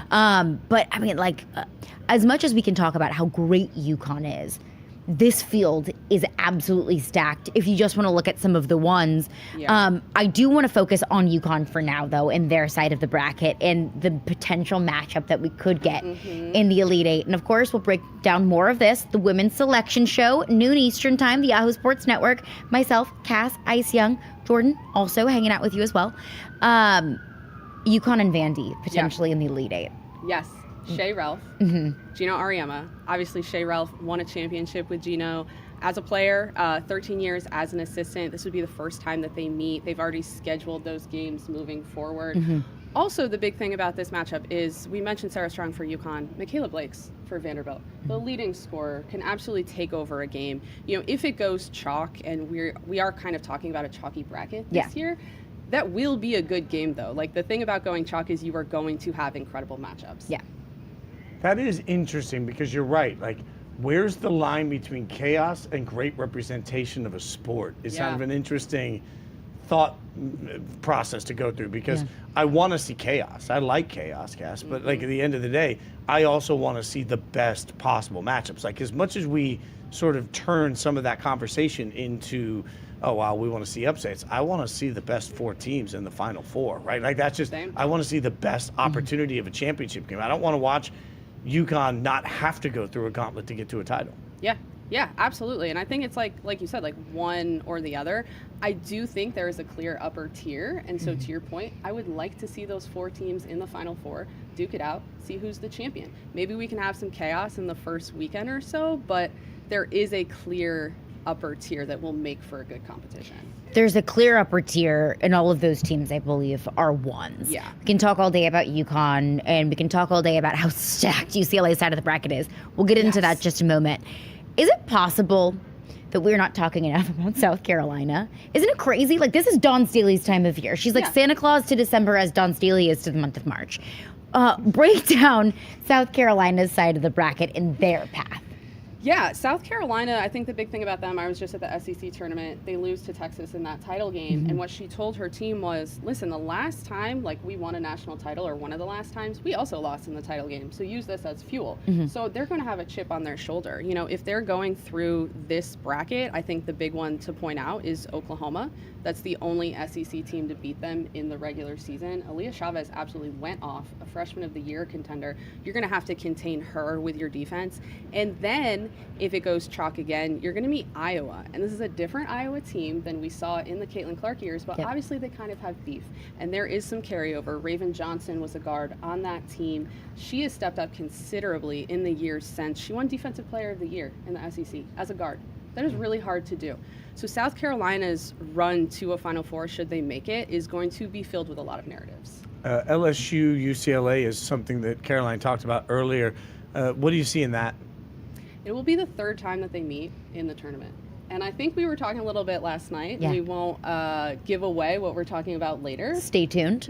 But I think LSU, UCLA has the potential for an upset and an interesting one. I think the thing about LSU is Flau'jae Johnson absolutely needs to be the senior that she is and step up in a big way for this team in a way that she didn't in the SEC tournament. You know, no matter what happens, these are her final games in a Tiger uniform.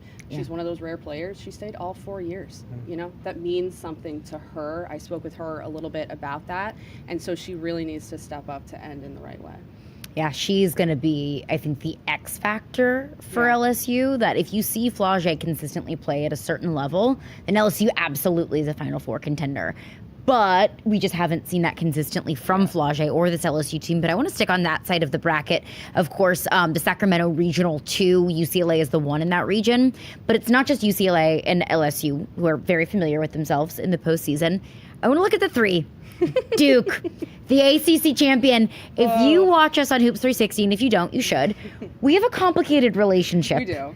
With Duke. How are we feeling about Duke and that side of the bracket, probably the most stacked and deep side of the bracket in the women's side? Absolutely the most stacked and deep. I think if you watch anything and circle anything, it is that. As for Duke, I feel like they're the great unknown, right? Yeah. They struggle in the non-conference, and you can make the argument, well, it's early in the season, they haven't figured everything out. They played the very best of the best. And then they go into the ACC, and they almost run the table. But the ACC is not that great this year. You know, it's not the Big Ten, it's not the SEC. So is it impressive, or is it just you are the best of a down conference? This tournament is going to tell us a lot about the Blue Devils and the ACC as well. Now, do I think that they can lock in on defense and win a game 50-48? Unfortunately, they can. Unfortunately, for all of us. Unfortunately, that's such a brilliantly said. So, when the brackets came out and you looked at it, who really stood out to you as somebody that's like, wow, I didn't think they would have a chance, but now they do? Honestly, like LSU and Duke. I think that is a stacked bracket. I feel like a couple of years ago, too, in Albany, we kind of saw that with UCLA and LSU and another team in that bracket. I think LSU and Duke have a chance. It's all about if you're playing your best basketball and if you have an off night. Yeah, and looking at some of these first-round matchups, because I would love to see a clash of a UCLA or a Duke or a UCLA or an LSU in the Elite Eight on that side of the bracket. But if we want to look at some of these first-round matchups, I'm looking at the Fort Worth Regional 3, NC State and Tennessee. Cass, I don't trust Tennessee. Fair. If we like to do a vibes index here on Yahoo Sports Daily, and Tennessee is on the worst end of the vibes index that you could possibly be in going into this tournament. They're the Tinkle Penny. They are the Tinkle Penny of the women's tournament. No further explanation there. How should I feel about Tennessee's ceiling at this point? Man, I went to the SEC tournament and I felt good about them. Like maybe they could lock in and do something. Being courtside, watching them, they just look like a mess. I feel like they're ready for the season to be over. I think NC State wins this one pretty handily. And we go into an offseason where the Lady Vols look different. I think Kim Caldwell will still be there. We've talked about that a lot. But her roster will look different. It was tough for a lot of us reporters to sit there and watch. Like, they're bigger, they're stronger, they're more physical, they have more talent, and they still just could not get anything done. And you say she'll still be there. I never want to root for anybody to lose their job, but that is a program that had so much prominence and importance for so long. Is she the right person to get them to something? Because, like, just making the tournament and then being a meh portion of it is not what Knoxville signed up for generations. Yeah. I think that's fair. I think it's her only second year, though. Last year went pretty well. I think there's two arguments here, right? Like, there's a reporter who really feels like, well, she hasn't adjusted her system to what her players can do. But I also wonder, is it because the players just kind of gave up and quit? Like, she runs a system that is very stern on the press. And when I've talked to assistant coaches about this, the press looks different every game in terms of what they want to do, and it takes a lot of buy-in and commitment. So is it that the players are not buying in and committed? Did they quit first? Did Kim Caldwell not adjust? I personally feel like you give her a year or two more. She also signed that contract extension. But Fitz, like, you're right, this is Tennessee. There has to be something figured out so that we're not having a conversation in March. Are they going to make the tournament? I think part of the Kim Caldwell discourse as well comes from a lot of doubt that she was ready for this caliber of a job at this point in her career. I mean, making the jump from 1 year, 2 years at Marshall, to Tennessee, one of the most historic and storied programs in all of women's basketball. There was already some hesitation going into it. We're now in year 2, where there isn't a lot of light at the end of the tunnel. There's not a lot of optimism. It feels so much easier to go ahead and say, well, I doubted you to begin with, and now you haven't given me any reason to feel more optimistic moving forward. Yeah. So speaking of doubt, right? If you had to put one of the bigs, one of the big programs on upset alert, if you had to pick one that you think is most vulnerable, who is it? UCLA. We're going to get into it more. I don't think any of us are super high on UCLA. I think part of it is just the experience aspect. And when we talked to Corey Close, she talked about that they weren't ready last year. She learned a lot from it. But I'm just still not confident. And I know when we talked to Ice Young a little bit last week on the show, she had also brought up, like, it's almost a situation where you hope they lose in the Big Ten tournament, get that kind of reminder like South Carolina had, and then enter the tournament. But especially looking at their bracket, like, I think they're on upset alert. And it's crazy that a team that just won their conference championship by 50 points against a top 10 team in the country, a team that has one loss that came over Thanksgiving against the number 3 overall seed, as a team that we all feel like, yeah, a team full of seniors, a team that went to the Final Four last year, a team that does have experience in this environment, in games with the highest stakes, that we all are hesitant to truly buy into them. But I'm with you, Cass. If I have to pick one seed of UConn, UCLA, Texas, and South Carolina that I trust the least, it's UCLA. Yeah. It's crazy that it feels that way.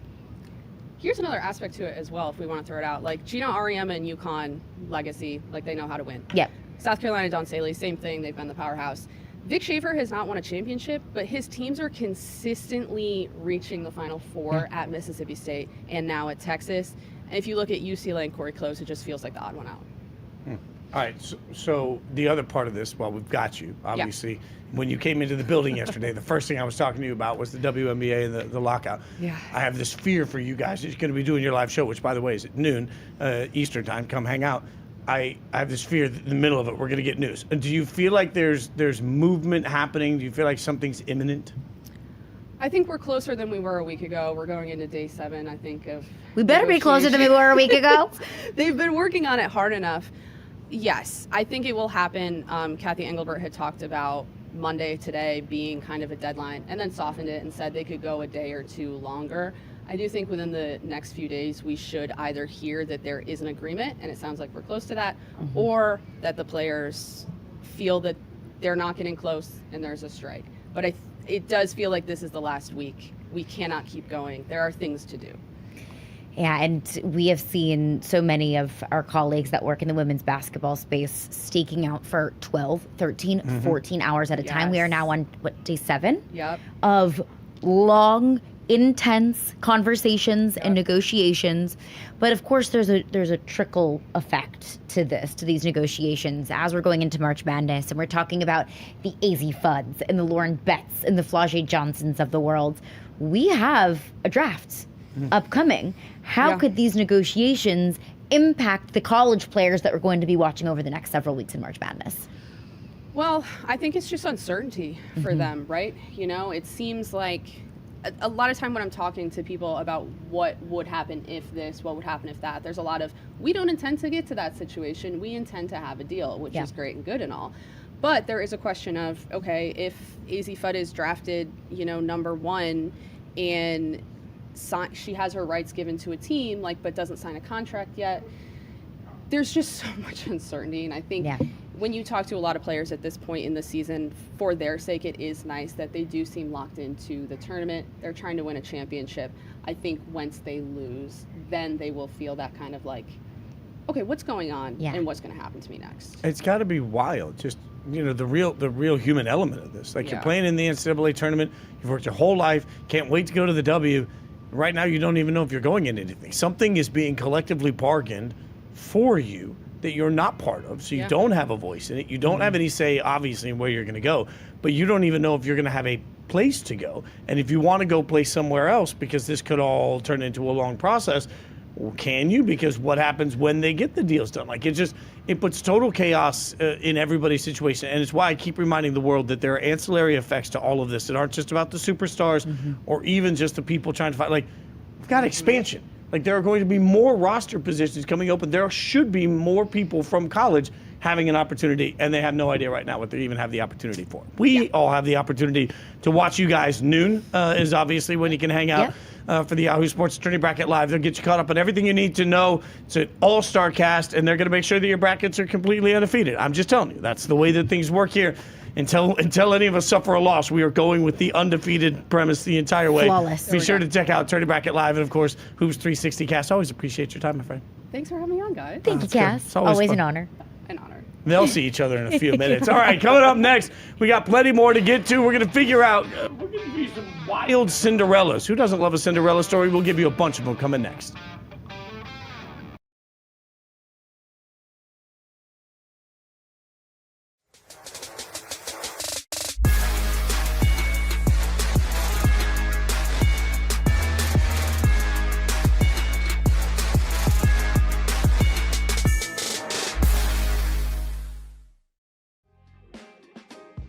You had 27 points in your third game. What do you remember from that night? Oh man, it was great. Once the first one drops, like I was like, okay, we're good to go. Then the second one, then the third one, and then you get to like this mode where it's kind of like unconscious. Like it feels like practice in a way.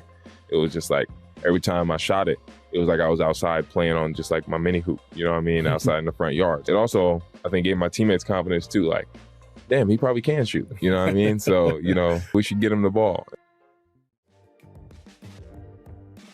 What do you think is your best route, and what is your favorite route to run? I would feel like it's probably like a stop route or something. That's a good answer. Like a stop route. My favorite routes to run, I like to run digs. This is from early in your rookie season. That was the best one there, was the dig route. So I think you're doing pretty well there. I like that. Okay, good answer. That was very validating for me personally, and I'm glad that you feel that way. So, okay, you mentioned... I gave you validation. You gave me validation, bro. Like that. Bro, that's what this is all about. I like that.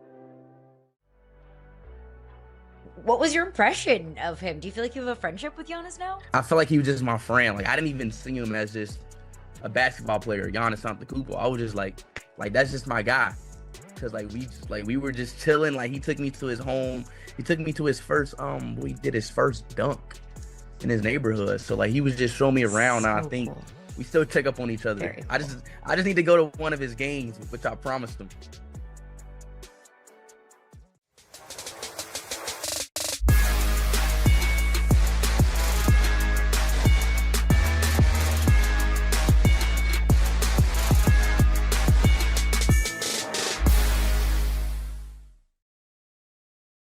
Today is 3/16, and that picture and that number means nothing to Caroline Fenton right now. She has no idea what we're talking about. If you watch the show enough, you know that I absolutely love old school wrestling. I had a Macho Man figure on set for us, a little You had a big rubber doll. guy. Well, she called it a doll. I don't know how I feel Fitz about brought that. his Barbie. Okay, we're going to work on that. It was but so today cute. Okay. Today is March 16th, and that's Stone Cold Day. All right, because Stone Cold always wore 316 on his vest. It's out there. It's part of how he did everything. It's 316. So in honor of Stone Cold, I figured what we're going to do is the stunner. Okay, that was his closing move, his big finisher. Okay, so Caroline, imagine, I can't give you any comp in the world other than it was his big finisher. So what we're going to do is going to give you 3 stunning Sweet 16 picks, and if you want at any point, you can say, because Caroline Fenton said so. Like, if you want to just throw that in anywhere, you can. I'm just giving you those options. Any wrestling references you want to make here, you're welcome to. I don't think there will be many, but we're going to give you some Cinderellas, but instead they're going to be Cinderella. That's all I got. Hell yes, it's a Cinderella. Hell yeah, we're going to give you. Now everybody at Yahoo Sports in this beautiful finance office is trying to figure out what I'm yelling at. All right, stunning Sweet 16 picks. All right, so this is where you just come out and you're just bouncing off the ropes and boom, you hit me with a stunner. What do you got? I first and foremost am going to start off with Georgia That's not a wrestling reference. Okay, that wasn't That's a song. I'm going to start off with Georgia as a stunning Sweet 16 pick. Georgia is a 7 seed, but Georgia is also a sneaky team. Georgia is one of those teams that if they didn't play in the deepest and most competitive conference in all of women's college basketball, I think they would be much higher seeded and we'd be talking about them in a much different light, because Georgia's been one of those tricky teams that Georgia's, maybe they weren't a top 25 team, maybe they weren't the best team or one of the best teams in the SEC, but if you don't take Georgia seriously, they would trip you up, because Georgia beat Vandy in the regular season. Georgia beat Kentucky. Georgia beat Ole Miss. All teams with higher seeds than them, but a tricky team with a really solid and consistent star in Danny Carnegie. She's their leading scorer. She dropped 29 against Vanderbilt, a huge reason why they were able to pull off that upset. So I would not be surprised. Georgia as a 7 getting to the Sweet 16. This is where you say, and that's the bottom line. And that's the bottom line. Because Caroline Fenton I said so. Okay, you've got to use your because Caroline Fenton said so. Yeah, I mean, that's the bottom line. Because, yeah. Okay, we're working on this. So suck it. Okay, that was too far. Now, give me your next stunning Sweet 16. Do you have another stunning? Yeah, another stunning Sweet 16. Another stunning Sweet 16 pick. Now, this is where I'm going to get ultra funky. Remember, Cinderellas and upsets are not nearly as prevalent on the women's side that it is on the men's. But I'll give you a funky little bracket buster, and that is Fairfield. Fairfield leads the country in three-pointers per game. They're averaging 11.4 three-pointers per game. They have not lost a single game since late January. They've been on an absolute tear. They have a 1-2 punch offensively in Carly Lamoureux and Megan Anderson. They're playing Notre Dame in the first round. And while I'm saying upsets don't normally happen in the first round of the women's tournament, that would be the one that I would circle as a potential upset, as a potential vulnerable team is Notre Dame, who is not great defensively. Notre Dame comes and goes as Hannah Hidalgo comes and goes. And while Hannah Hidalgo can probably outscore pretty much anyone not named Michaela Blakes in the country, I don't trust Notre Dame's defense to be able to defend Fairfield from beyond the arc. So that is a sneaky one. I got that you on could this one. bust your bracket. I got you. All right, ready? And that's the bottom line because Caroline Fenton says so. Yeah. All right, there we go. I'm just gonna. So suck it. Okay, again. That's gonna be I think my thing. Okay, I don't think that's allowed. Okay, you got one more Sweet 16 for us. That's a stunner. What do you got for us? Maybe this isn't a stunner in the Sweet 16. Again, not a whole lot of stunning upsets that are at least easy to predict on the women's side. Maybe a stunner, though, in the Sweet 16, and that is a 3 seed in Duke. They just won their conference championship game. They're playing their best basketball right now. They're in a really stacked and deep side of the bracket, so they might be seeing someone who's ultra vulnerable, or that might be a crazy upset that happens earlier in the bracket that Duke could get an easier draw into the Final Four. But Duke, defense. We just had Cassandra Negley on the show. She said, Duke can win those games 48-45, final score, not at halftime. Duke can play such great defense, and they could catch someone off guard. So I wouldn't, that side of the bracket is, I think, funky. That's going to have the funkiest outcomes, I believe. And that's the bottom line because Caroline Fenton said so. Now, do I get to go suck? Okay. Yeah, no, you go ahead. It's catching on. I mean, it's a thing. It's sweeping the country. It is. I'll give you some stunning Sweet 16 picks on the men's side, okay? And let's caveat this: they're stunning, right? These can't be plain. And right. I'm gonna mix all of my wrestling analogies here. I'm not just gonna stick with Stone Cold. So this is where I'm gonna come right out. And as much as we've talked about certain teams, I'll give you first. I'm going up to the top rope, right? Because that's when you want to do something really drastic. Go up to the top rope, and I go up to the top rope, and I go, ooh yeah, that's my macho man, right? Oh, and then all of a sudden, boom, flying elbow drop. That's what Northern Iowa can do to St. John's. And I know we're talking about just 12 or 5. This is what we got all the time. Northern Iowa makes things look ugly. They have a defense that just suffocates everything down and slows it down. And when you say ugly, I think we've seen some ugly from St. John's this year. So even though St. John's is coming off a big moment, that Northern Iowa defense is just disruptive enough. 12s always take down 5s. I don't believe St. John's is who they were in the Big East tournament. I think they're a hell of a lot closer to who they were when they got their you-know-what's absolutely whooped, all right, by UConn not that long ago. So I go to the top rope. I go, ooh, yeah. I might even snap into a Slim Jim. I fly off that thing, elbow drop, land it. That's the 3. 1, 2, 3. What do you think? And that's the bottom line because Fitz Jason says Fitz so. said so. So suck okay, it. I just think we're adding. I don't think that works. All right, we'll get. I'll give you another. I'll give you another stunning Sweet 16 in here. Okay, so the next stunning Sweet 16 pick for me. This one's not as stunning a brand for people, but I do think it's a team that maybe we're sleeping on a little bit in this process. How about Vandy being able to, like Vanderbilt? You mentioned earlier the SEC and how we feel about Vandy. Vandy getting to McNeese, that's not a big deal, right? But Nebraska, look. Nebraska in the NCAA tournament. They've never won a game in the ever. They've never won a game in the NCAA tournament. And even though Nebraska started 20-0, they're 6-6 since then. Nebraska, I'm not sure if Nebraska even gets past Troy. So now I'm looking at Vandy beating McNeese, Vandy taking on Troy. All of a sudden I wake up, I got Vandy, Florida. Vandy beat Florida, and the game they lost to Florida, they lost to by 3 or 4 points. Vandy might have a shot to actually go on a little run, a team we didn't expect to, going on a little run. This is like when the little guy gets in the ring, right? This is like nobody thinks that you can do this because you're small in stature. It's like one of the masked wrestlers that's doing the spin flip. That's what Vandy does here. How do you think? I mean, we just saw Vandy make a run to the SEC tournament final. Right. So we always say that whenever you have momentum, when you're getting hot at the right time, then those teams can be incredibly dangerous. I love that pick from you. Oh, I like this. And that's the bottom line because Jason I Fitz said said so. I don't have, if I had Stone Cold's maybe soon, rip off the shirt, that would help me have his bravado in it. All right, we'll give one more. We'll workshop that. Workshop the shirt rip off because I got to tear it. Anyway, Hofstra, that's my other one. Look, I'm getting really weird now. We're just getting straight up weird. But you mentioned something earlier that I think is important about Alabama. When Alabama is on, Alabama, hammer the over.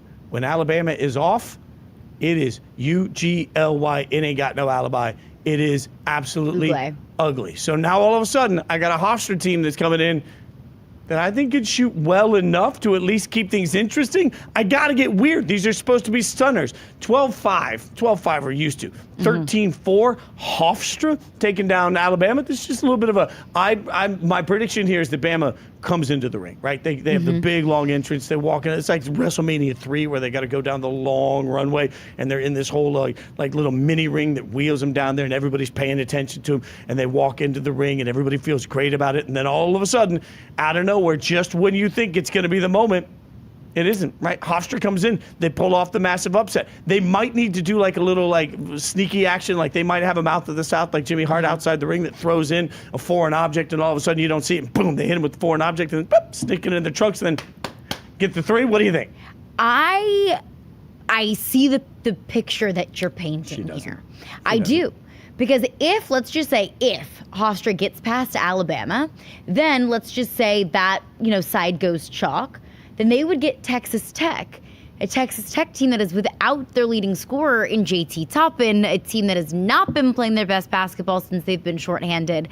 Now, am I going to bet on a 13-seeded Hofstra and beating Alabama of 4 and then Texas Tech of 5? No, I'm not going to bet on it, but I see that path. Like, if we want to, paint something absolutely positively stunning, I could see it.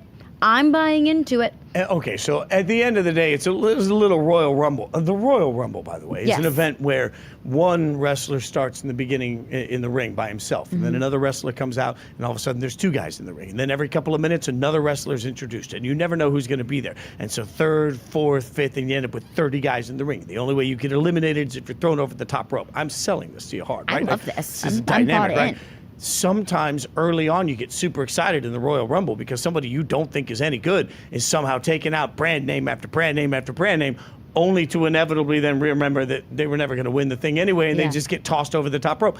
That's probably what's going to happen in this process. It's probably going to get to that process. So, we'll see how all of that plays forward. But this is the Royal Rumble. March Madness is the Royal Rumble of college basketball. 1,000%. That's what we live for. It's madness for a reason. Yeah.